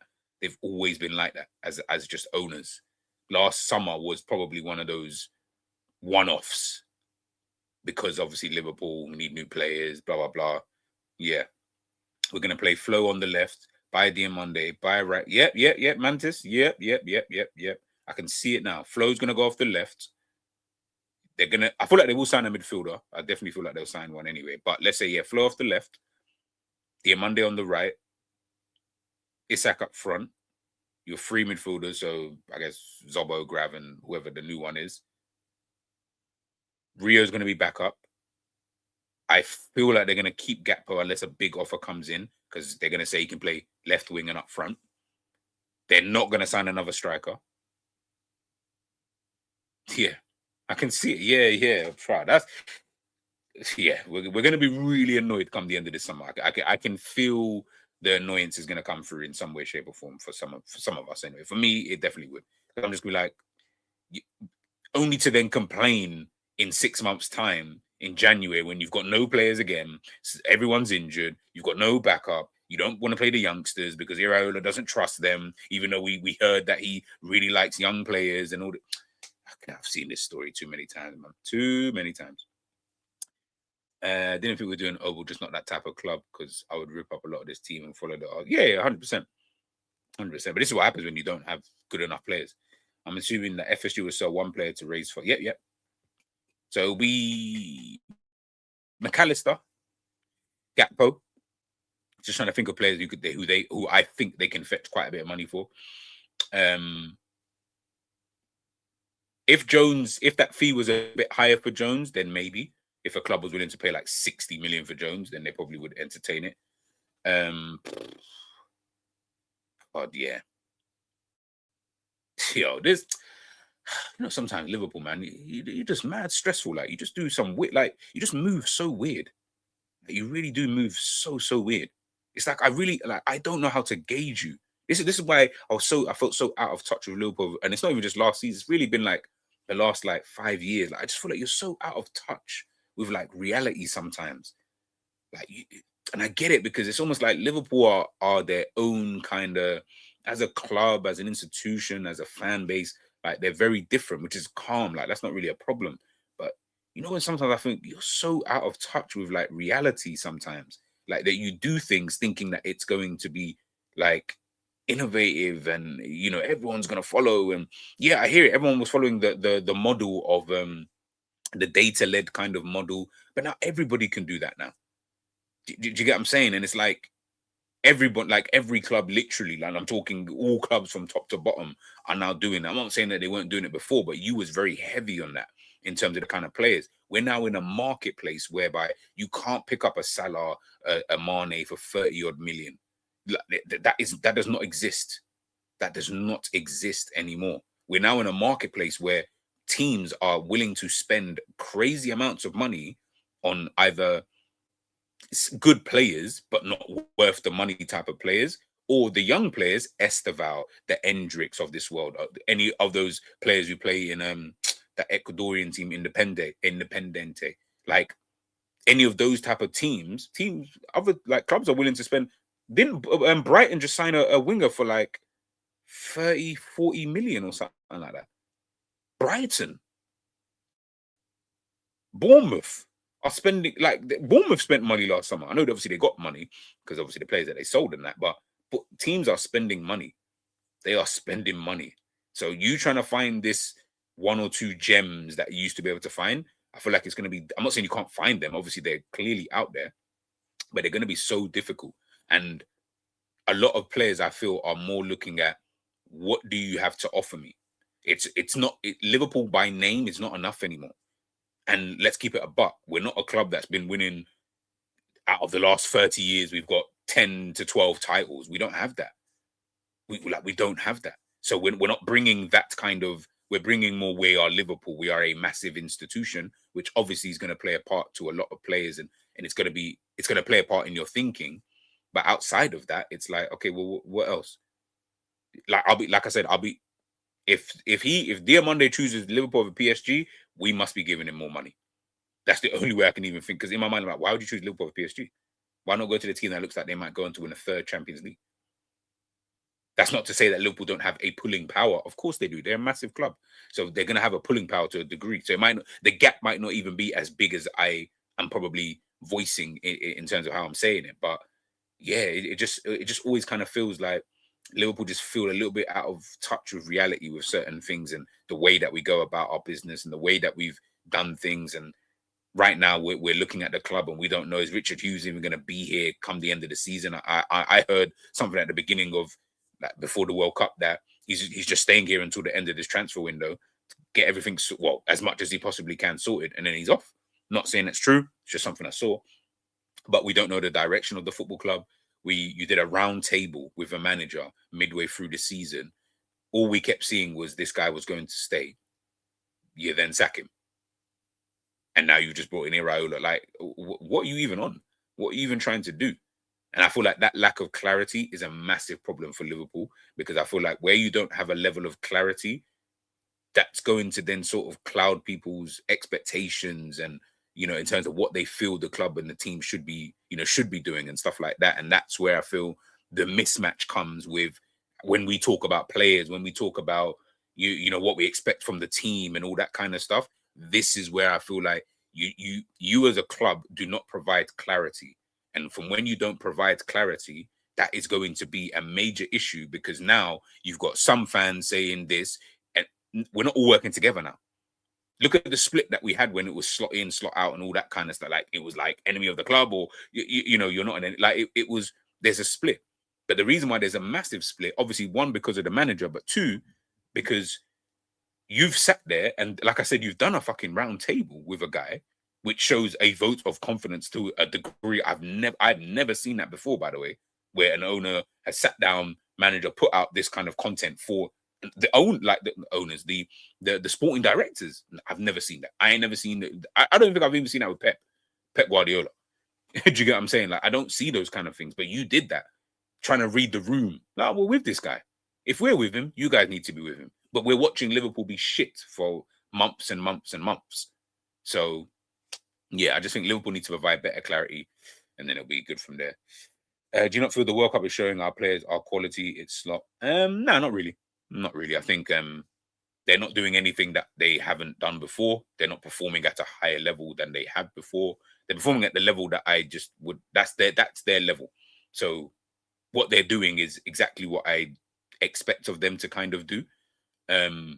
Yes, I can say that some of them underperformed, but I don't think what I'm seeing is that great anyway. Like, I'm not like, oh my goodness, like this is the one. Like, I'm not really seeing that with any of the players, to be honest with you. Like I said, international football, club football, I personally, I'm not saying you shouldn't, but me, I don't marry the two together. So I don't care what you do for international football, because I don't believe you bring that into club football anyway. Vice versa. I don't believe because you've been doing so well for your club, you bring it into. I don't think it works that way. I just think you are who you are here, and you are who you are here, kind of thing. And I feel like they've proven that more than enough times. We saw it with Diaz for the entirety of the time that he was here. So we're saying both Slot and Klopp didn't get the best out of him, because the Diaz I saw it over there, that is the Diaz I'm seeing at Bayern Munich, more so than anything. Do you get what I'm trying to say? So, yeah. The Gakpo one, I think I said I had him at Cell. Yeah, I'm sure I had him. Yeah, I had him at Cell. Yeah, the FSG are good for mid-table clubs, but not for elite clubs. You're not going to be a Bayern, Real Madrid, PSG, or Man City type club. Nah. Yeah. And I feel like Liverpool could go that extra mile, but they don't, for fear of something. I really don't actually know what, but for fear of something. Maybe the risk, just like the managers that we had in Jurgen Klopp, it's risk versus reward. But they're doing it almost in reverse. They don't want to take that risk, whereas Klopp used to take risks in his football and whatnot, whereas they don't want to take that risk, which I understand. Listen, I can't tell businessmen. These are some of the most successful businessmen in the world. So I'm not sitting here from a business perspective and telling them what they're doing is wrong. They're clearly doing the right thing. Clearly, like, I have to hold my hands up. Business-wise, they're doing the right thing. From a footballing aspect is where I can step in and say, I don't believe you are heading in the direction that a club supposedly the size of Liverpool should be heading. I believe that you could actually be going higher than you are. You're just choosing not to. Again, business-wise, I don't understand the business side of things, but to any real degree, if I'm being totally honest with you. So there are probably things I just don't get, but I also think they don't understand the footballing side that well. Hence why they hire the likes of the Michael Edwards, the Richard Hughes, and all of these kind of things. So yeah, you think City fans are in group saying, "Did you see Haaland score for me?" Yeah, but they don't care. City fans will slate Haaland saying, in fact, if bro, trust me, they be slating.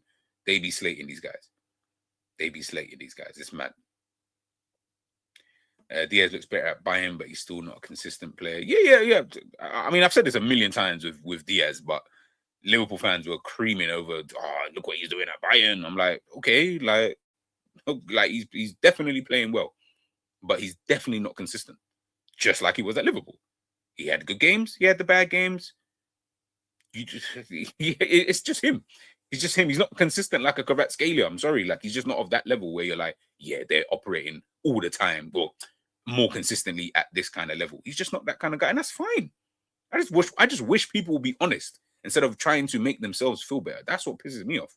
I'm like, you don't have to make up lies. Like we're all watching the same thing. Do you know what I'm saying? We're all literally watching the same thing. You don't have to make up whatever it is, but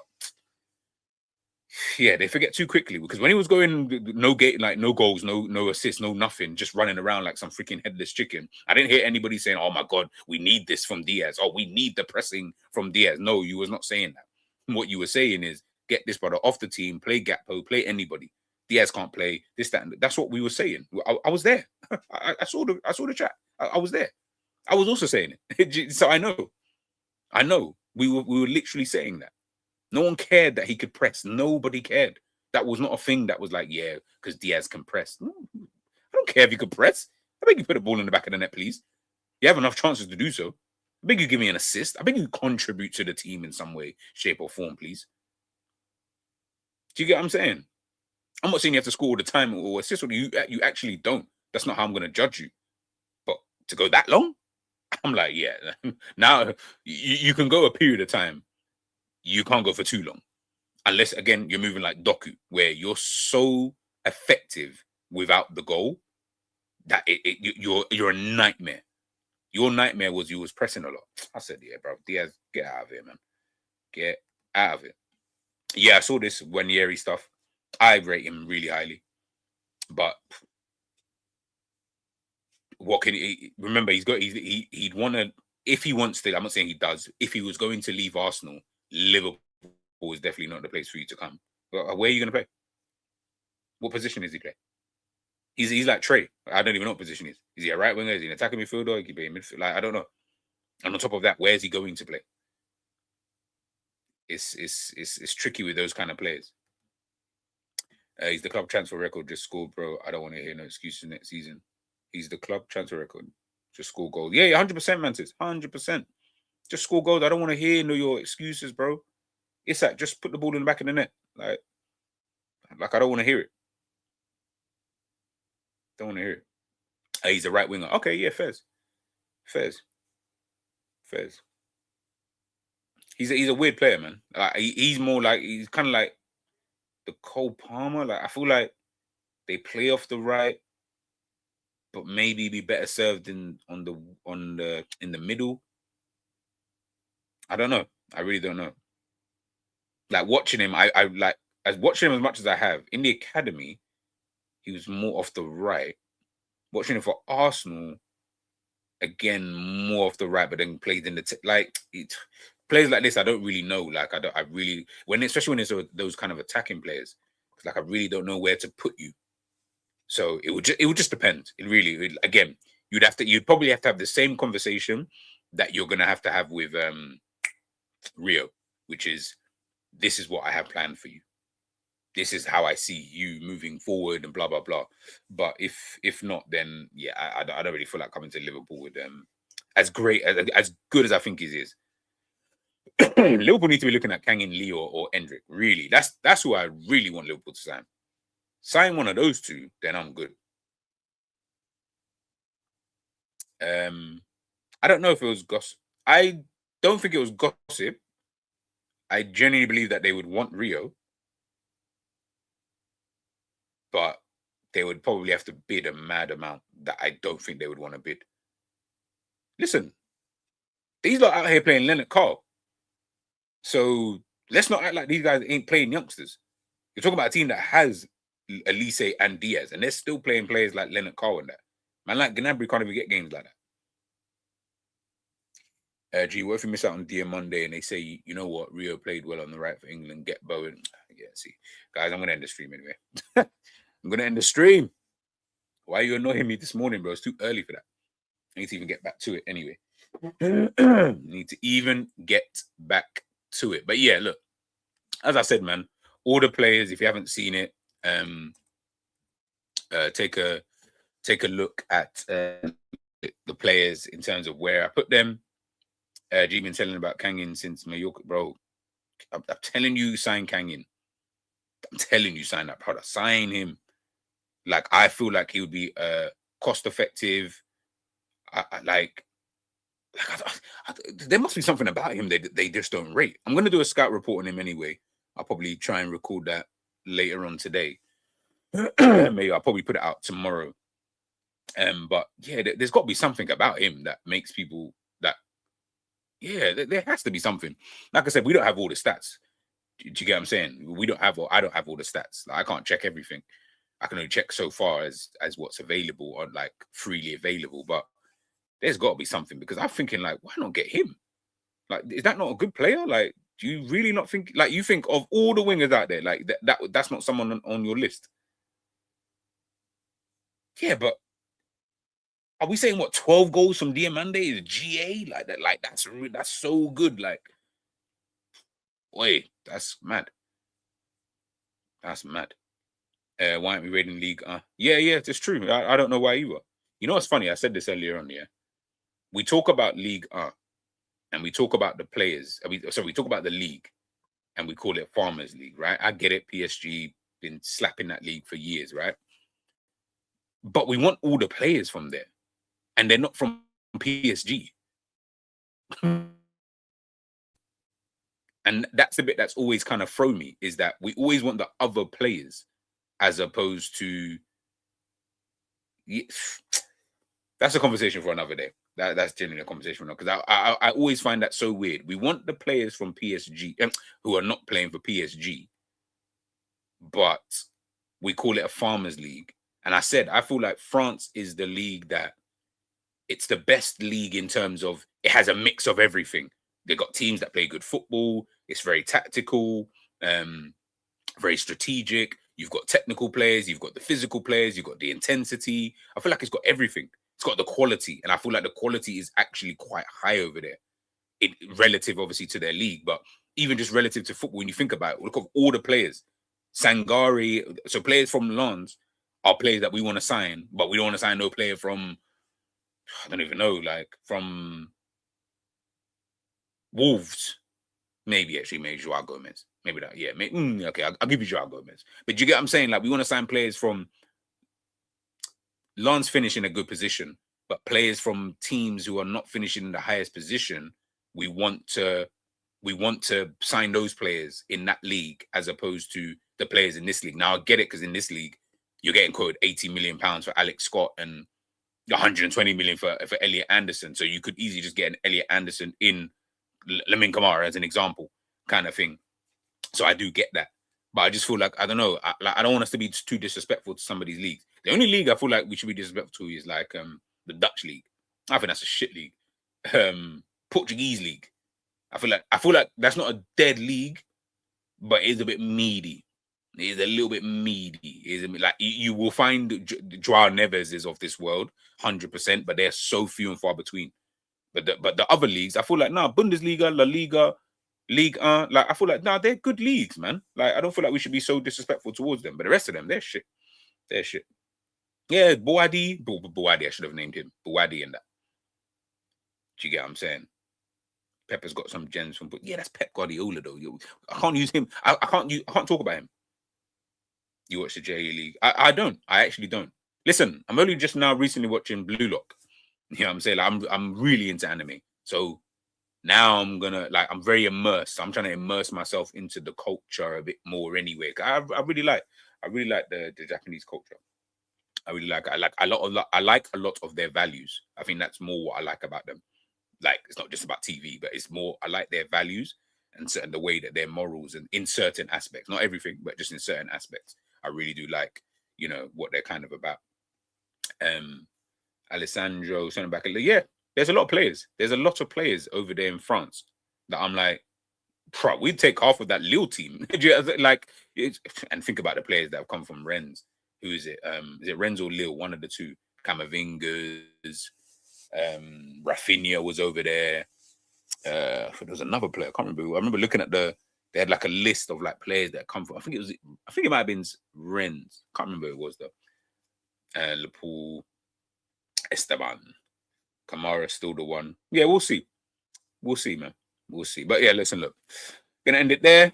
Big up to everybody. Hope everyone's obviously gonna have a blessed day. Hopefully this game, like I said, I'll have my video on Doué, the right back.